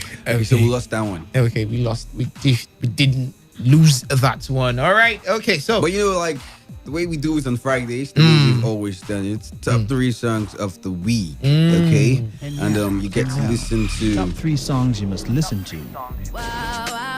So tonight just go all the way with me. Top 3 songs you must listen to. It is Hot 3 on Entertainment Today. You got a fetish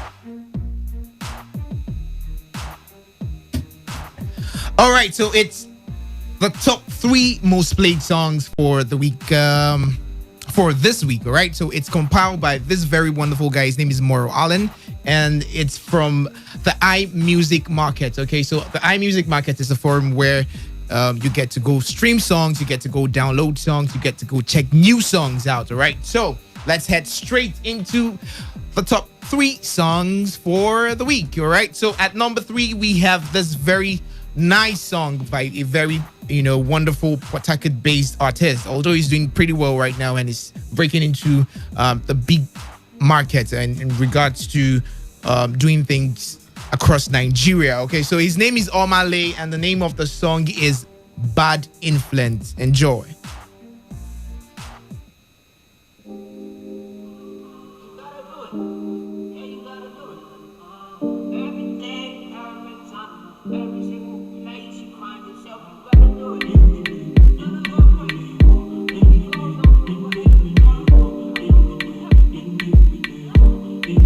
Rolling on your wheel now.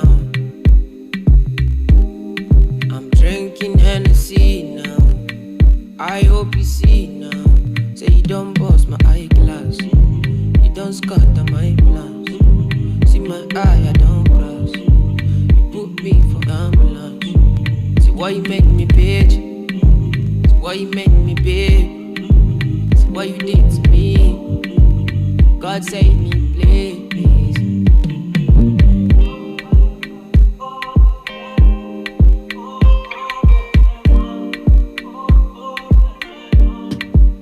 I know you got me now.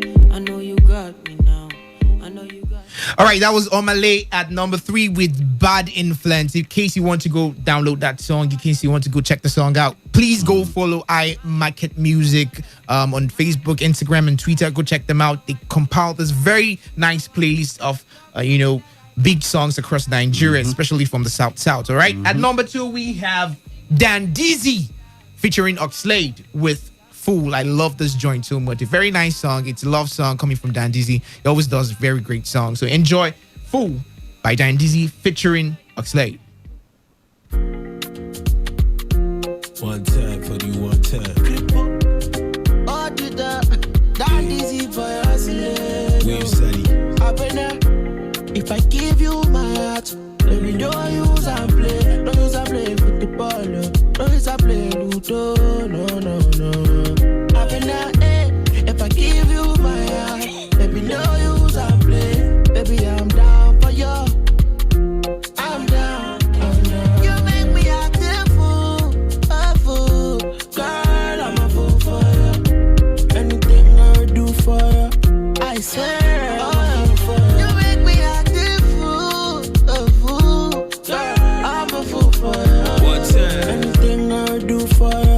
I swear I'm a fool for you. Hey, wave Zaddy, one time for the normal. Okay. All right, Fool by Dan Dizzy featuring Oxlade. What do you think about that song, Bolu? Yeah, it's really nice, and like Oxlade has this way, he just brings his whole voice and his vocal cords into his music, and I really love the man. I knew him before. The whole big break. He used to come to my school and we used to hang out a lot back in the day. So I'm really happy for them. It's a great joint. It's a great joint.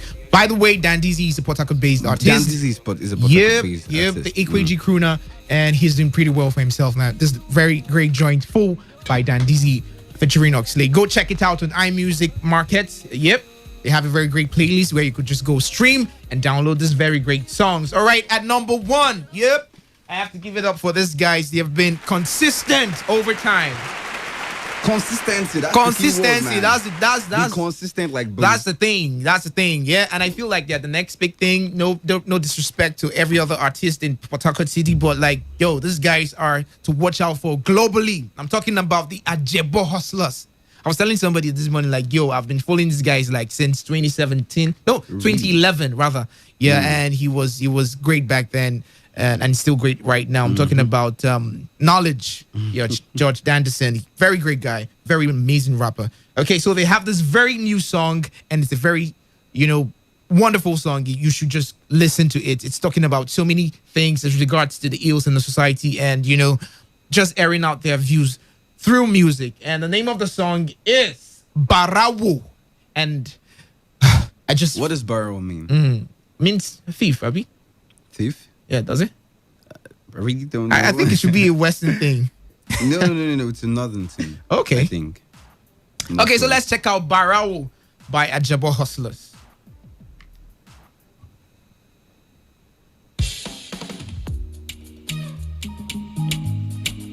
Yo lo lo lo lo. Oh no no no no no no no. Oh no no no no no no no. Them been parao, angry mob them killy barao. Backing about, bunny deep body them do I'm like Nama. Them conking or go, wipe am 2x2 in jackpot. 4-4 quota, Olokpa don't show everybody don't cow out. Call him mama, Olokpa don't show everybody don't jackpot. All right, we have to bounce. An amazing show we did together with you guys, Yeah, for you guys are still at home enjoying yourselves. Yep. And like always, we had the shout out show today. Lots of people called in to give a shout out to their loved ones. Somebody gave a shout out to his daughter. His daughter. Somebody gave a shout out to people who were down with HIV and AIDS, which was really thoughtful. Thank you for that shout out. That was really, really, really, really nice. And we have to bounce. We have to bounce right now. Every time we have to bounce. Yeah. It's always sad, I never, ever want to bounce. But we'll definitely be here next week. And we'll kick it with you down till Friday next week. All right? So we're not going anywhere. We're definitely here for you. No lockdown is locking us down. That was prophetic. Very deep. That was deep. Very deep. My God. All right. So we have to go. Enjoy the rest of the day. The world news comes up next. And then we'll catch you guys later. Bye.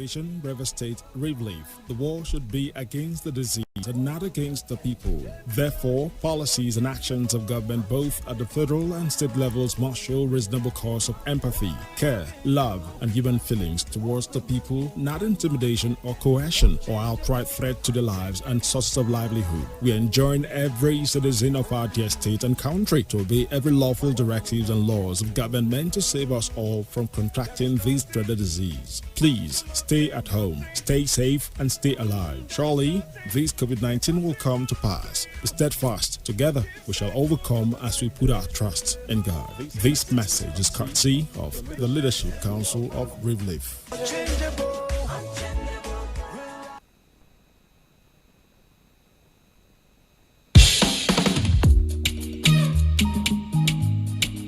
Yo lo lo lo lo. Oh no no no no no no no.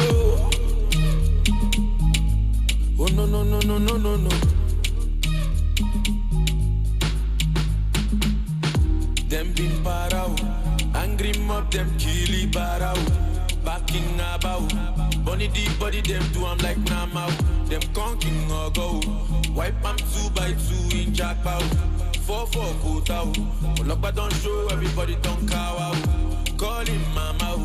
Olokpa don't show everybody don't. Whether it's happening in Port Harcourt, South, Nigeria, or around the world, we've got you covered. On air, online, delivering balanced news and unbiased analysis. Today, 95.1 FM. Whether it's happening in Port Harcourt, South, Nigeria, or around the world, we've got you covered. On air, online, delivering balanced news and unbiased analysis. Today, 95.1 FM. This is Today, 95.1 FM, Port Harcourt. News.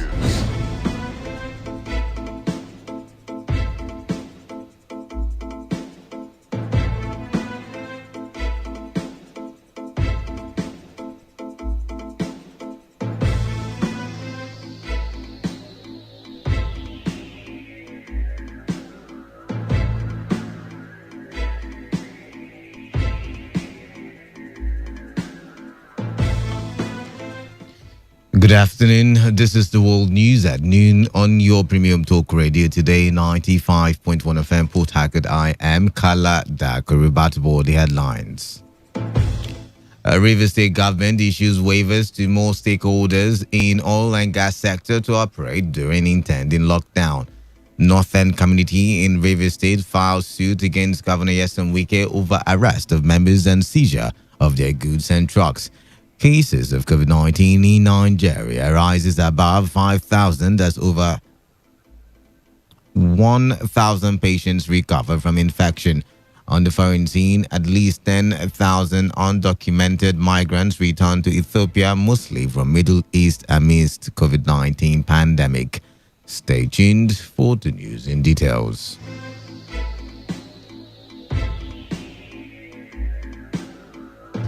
Residents of Rivers State have been advised to use the window given by the government to restock their foodstuffs and other supplies before the lockdown resumes. The Commissioner for Information and Communications, Paulinus Interim, gave the advice in Port Harcourt, where he also appealed to residents to continue to maintain social distancing and other advisories during this period. The Commissioner commended those living and doing business in the state for adhering to advisories and supporting Governor Nyesom Wike's determination to contain COVID-19 in the state. The Rivers State government has granted more stakeholders in the oil and gas sector in the state, including their unions, waivers to operate during the lockdown period. A statement issued by the Commissioner for Energy and Natural Resources, Dr. Peter Mede, listed those granted the waiver to include members of Nigeria Union of Petroleum and Natural Gas Workers, NUPENG, and its branches, Petroleum Product Retail Outlets Owners Association of Nigeria, Petron, Nigeria National Petroleum Corporation Workers, NNPC, and the Department of Petroleum Resources, DPR. Others are members of the Independent Petroleum Marketers Association of Nigeria, IPMAN, Major Oil Marketers Association of Nigeria, MOMAN, and the Depot and Petroleum Marketers Association of Nigeria, DAPMAN. The Commissioner said the people mentioned on the list are considered as essential workers in view of the critical services they provide to the general public. He said members of these organizations who are on essential duty are to be allowed access to enable them perform their services during the period of the lockdown. However, the Rivers State government advised members of the organizations that the abuse of the privileges given to them will not be tolerated by, and that the state will not hesitate to withdraw such privileges in the face of abusers. The Rivers State government also reminded members of the organization that the waiver is as a result of the importance that Governor Nyesom Wike attaches to the activities of those in the oil and gas sector. The Rivers State government said it hopes that the gesture will put an end to all form of panic buying and storage of petroleum and gas products in the homes by end users of the products in Rivers State, especially in view of the dangers associated with the misuse of these products. The Rivers State House of Assembly has passed the Rivers State Security Trust Fund Bill into law. The bill was passed after the chairman of the ad hoc committee, Christian Ayakwa, presented the report of the committee. Some lawmakers during the debate said the trust fund, which will be funded by government, will also have donations from organizations to support security in Rivers State. Speaker of the House, Ikunyo Wajigbani, in his submission said the governor will always speak on the issue of the state's management of security in his yearly address, which will include the achievements of the Security Trust Fund. Our correspondent Victor Ezema reports that the House adjourned to June 2 for the next plenary.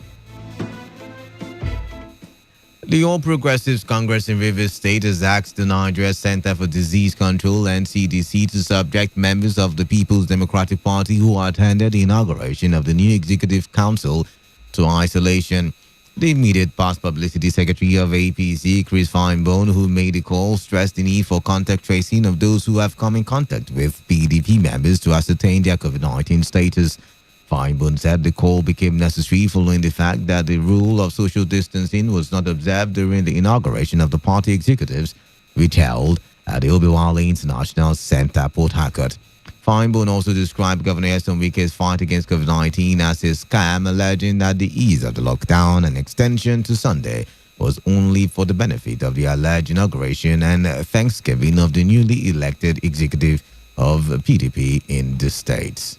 So my reaction to the lockdown, unlocking, extension of the break, and its relocking from Sunday night is that the Rivers State government fight against COVID-19 is just one huge scam.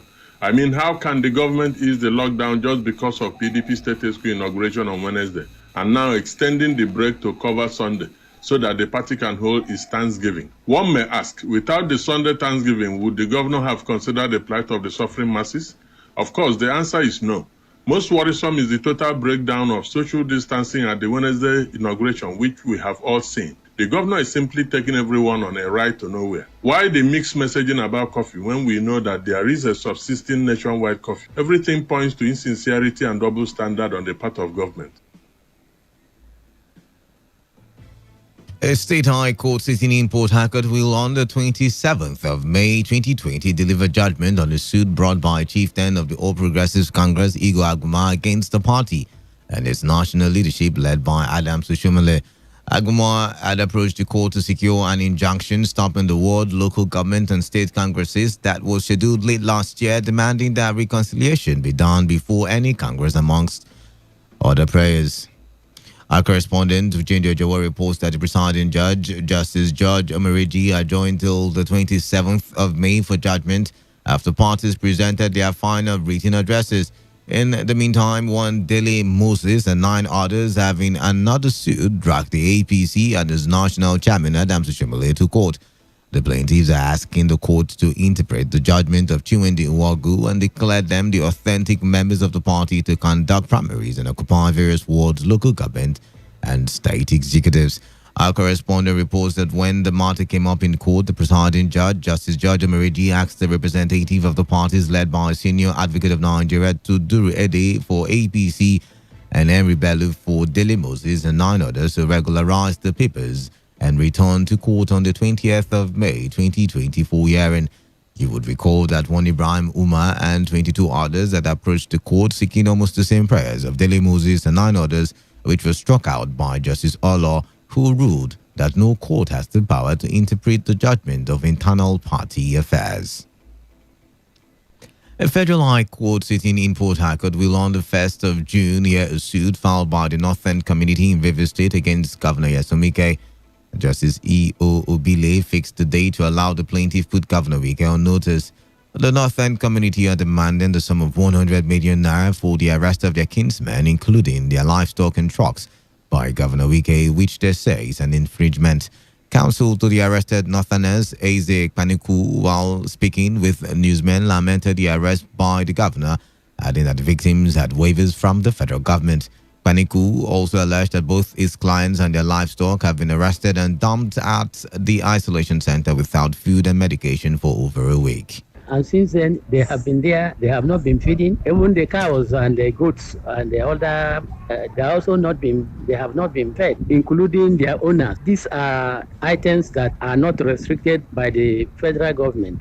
The court has said we should put the defendants, the respondents, on notice so that they will come and explain to the court why these businessmen should be arrested together with their wares. Well, the relief we are seeking is that these people should be released without condition so that they could go about their business. Well, we are making a financial demand of 100 million naira because they have been deprived of access to a lot of things. We have taken the governor to court, we have taken the attorney general to court, and the commissioner of police, because the police people that are being used to arrest and then take them to the isolation center. Leader of Northern Community in Rivers State, Alhaji Musa Saidu, on the spot decried the arrest and demanded their unconditional release. That my people who are coming from the north doing their legitimate business with their cows and everything were arrested by the state government and taken to isolation centers illegally, because what they brought was essential commodities that were approved by the federal government. But now, as it is, for some days, they have not eaten. Their cows too have not been eaten, and the other essential wares that they came with, and they were denied access. We deny access to see them. That's why we approach the court. We approach the court. We know that because that the court is the only hope of the common man, so that we get justice.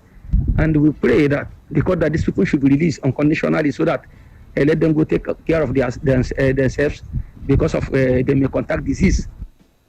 Our correspondent reports that the River State Attorney General Zacchaeus Adango and the Commissioner of Police Joseph Mukan are joined in the suits.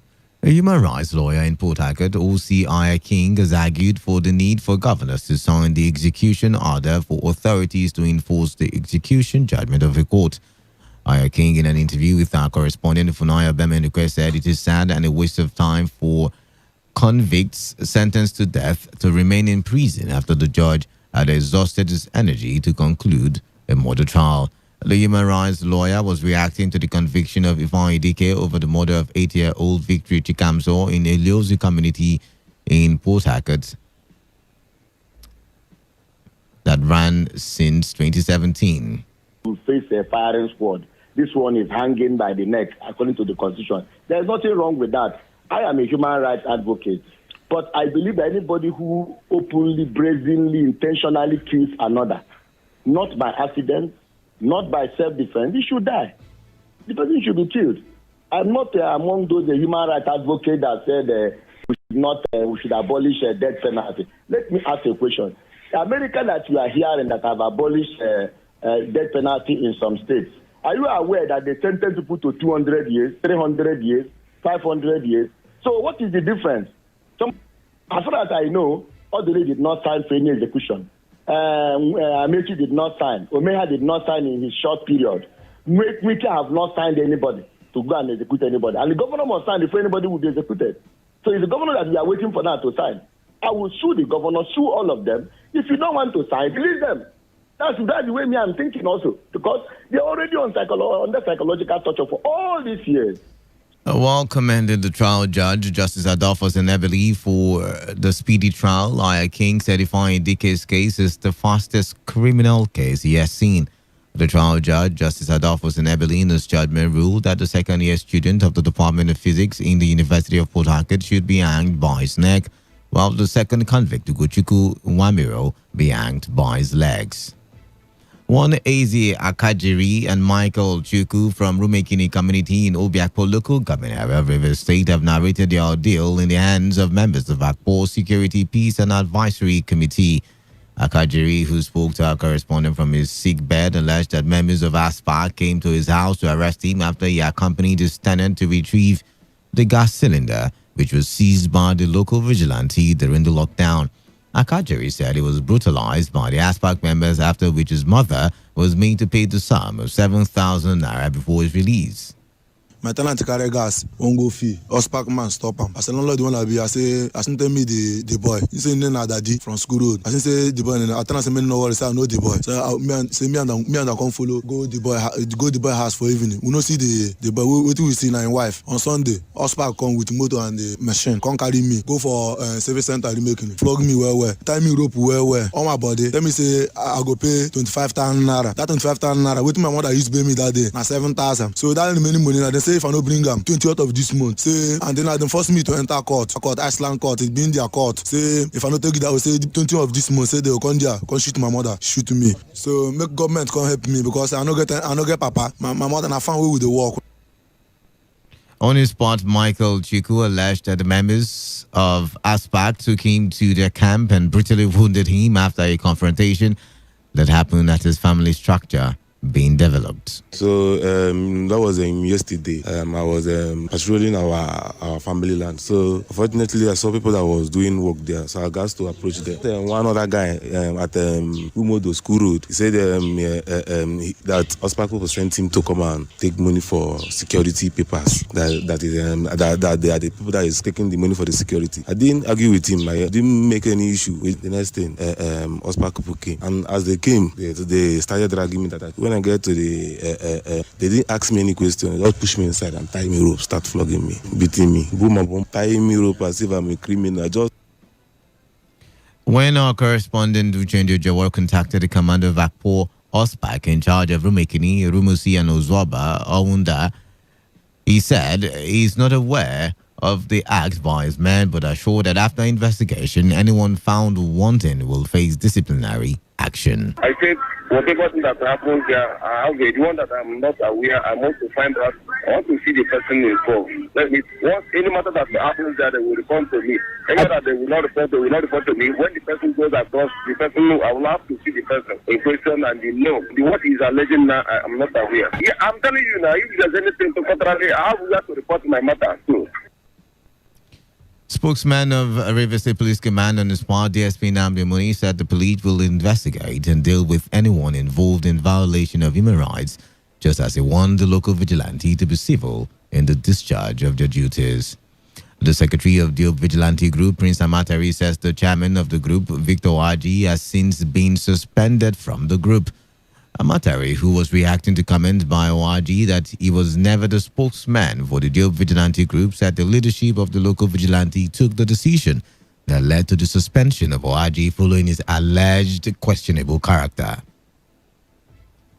Amatari disclosed that letters to that effect have been sent to the Department of State Service, River State Police Command, and other security agencies. Victor Ajay is highly insensitive when it comes to the issues of administration and security work he claimed doing, but to keep the record straight in response to his press statement, Victor Ajay's statement is laughable and has exposed him more that resident of Diop knows those doing genuine vigilante work. Executive and Chief Security Officer of Diop Vigilante in the month of February 2020 suspended Victor Ajay indefinitely as chairman of Diop Vigilante following his activities, dragging the image of the Diop Vigilante to the mud, and we have a responsibility to protect the image of the Diop Vigilante. Victor RG had declared that Prince Amatari has never been the spokesman of the group and that all his statements should be disregarded. You're listening to the World News at noon on Today 95.1 FM, Voice of the People. After this break, more news, foreign and sports stories. Please do stay tuned. Every day, every hour, when the big stories break, depend on our 24-hour news team to bring you the latest. Today, 95.1 FM. 95.1 FM, Voice of the People. And we're back. You're still listening to the World News at noon on Today 95.1 FM. Welcome back now to the rest of the bulletin. Nigeria's recorded 193 new cases of COVID-19, bringing the total number of infections to 5,162. The Nigeria Center for Disease Control confirmed the new figures in a tweet last night. According to the NCDC, 58 of the new cases were in Lagos, 46 were recorded in Kano, 35 in Jigawa, and 12 in Yobe State. 9 cases were recorded in the FCT, while 7 others were recorded in Ogun, Plateau, and Gombe. I take it again. 9 cases were recorded in the FCT, while 7 others were recorded in Ogun. Plateau and Gombe had 5 new cases each. 4 cases were recorded in Imo State, while 3 new cases each were discovered in Edo, Kwara, and Borno State. 1 case each was recorded in Bauchi, Nasarawa, and Ondo. The total number of active cases in the country now sits at 3,815, while 1,180 persons have been discharged. The People's Democratic Party, PDP, has said the school feeding claims by the federal government, even when schools are shut due to COVID-19 pandemic, is a huge scam.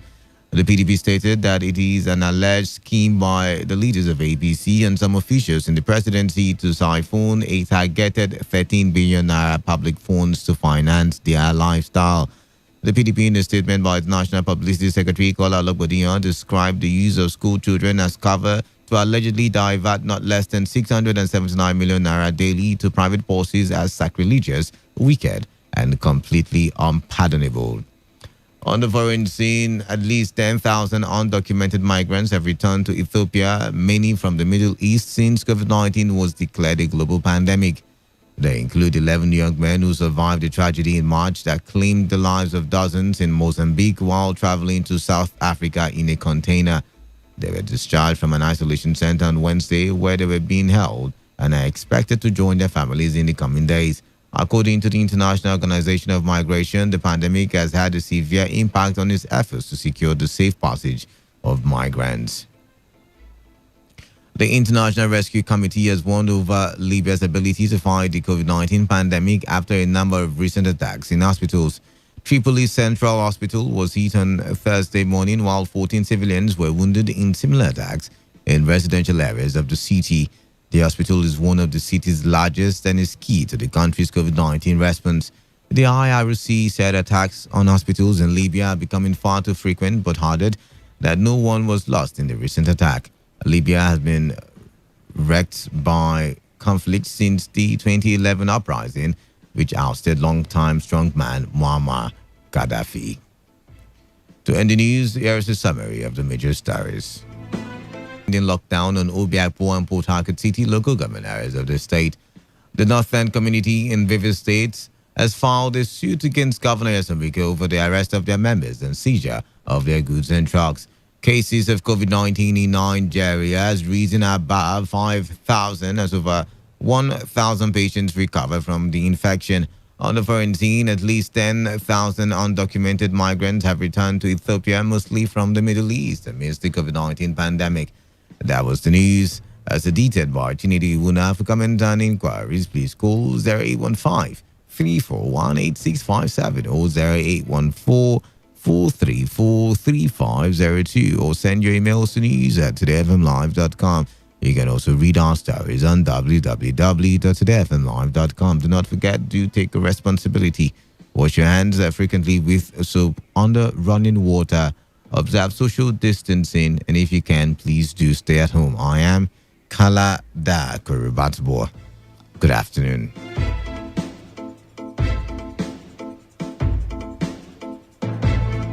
Today's news, today's entertainment, today's sports, today's issues. Today on Today 95.1 FM, Port Harcourt.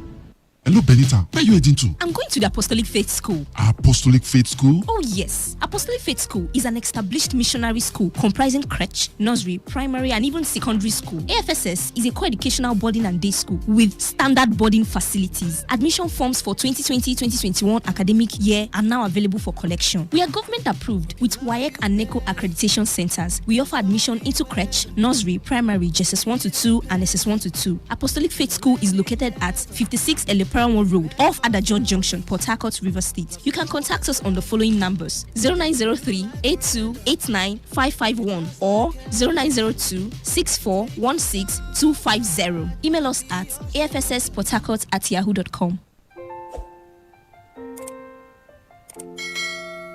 Coronavirus, they kill person. E no know language, e no know age, e no know wetin be your color, abi wetin be the level where you get for society.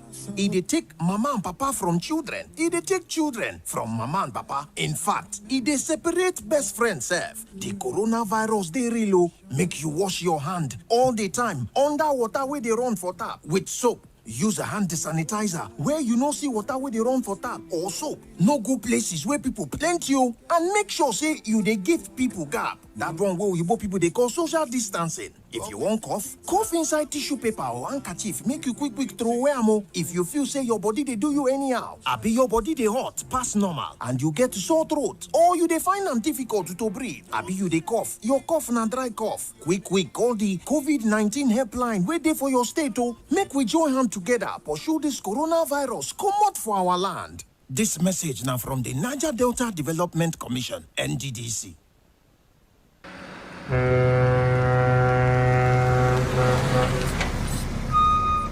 Officer, take. Officer, give me number.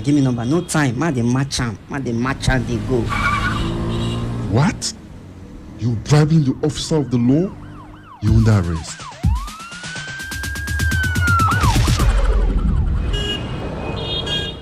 Let me see your papers. You can go. They're in order. Drive safe, okay? I don't understand though. No be the same country again.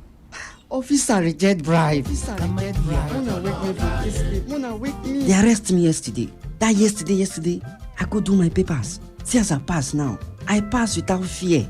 You too, make you do wetin dey right. For we country to better, it dey for we hand. If you like, do like say you no hear am. To give or to take bribe, na offense. Una don hear am, abi? You hear am too, abi? You hear am. You hear am well. They themselves, they hear am. They hear am. Now the voice of the people. Now him bring this message give una. Today 95.1 FM. Now we be the voice of the people.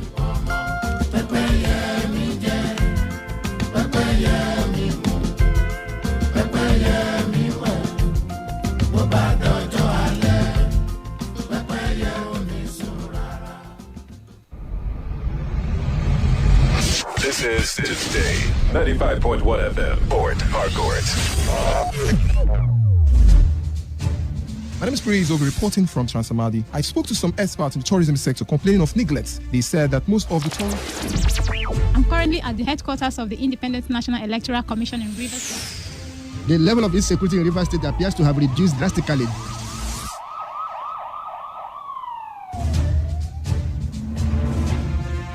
Today FM. Newsroom. And that wraps up the news. Thanks for listening. So have a good morning. Oil spillage in Okobe has affected other communities, causing unprecedented devastation. 2 weeks after the Rivers State government announced it planned to carry out an evaluation exercise. The Port Harcourt Electricity Distribution Company is holding a public consultation. And at this moment, we're privileged to have Victor Ezema. Just to cut straight to the chase, Benif said the government perhaps should learn to include the people in the decision-making process. How do you advise a government that doesn't listen? We have people criticizing government every day. What they think the government should have done. Today FM News. Today FM News. The news never ends with teamwork. Mama, come inside.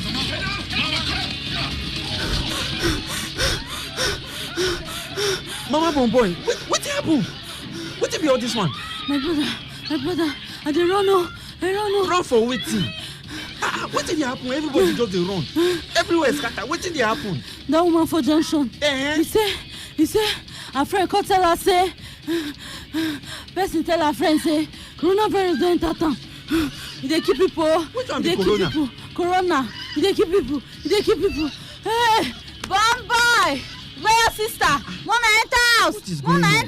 Oh! Lock that door. Fast. Lock am. Nkechi, lock that window. Man says corona won't use enter this house. Lock am.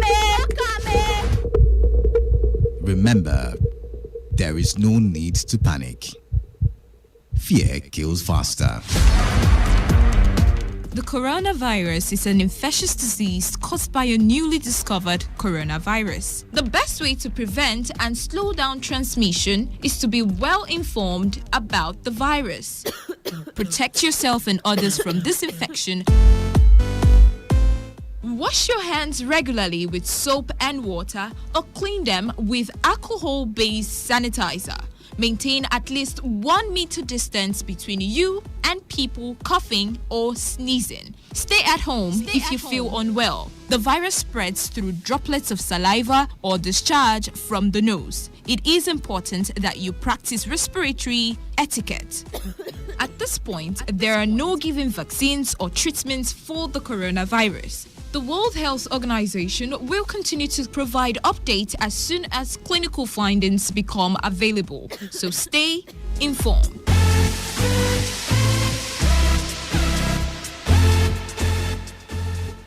This message is brought to you by Today 95.1 FM, Voice of the People. Radio has never been this good. Today 95.1 FM, Port Harcourt.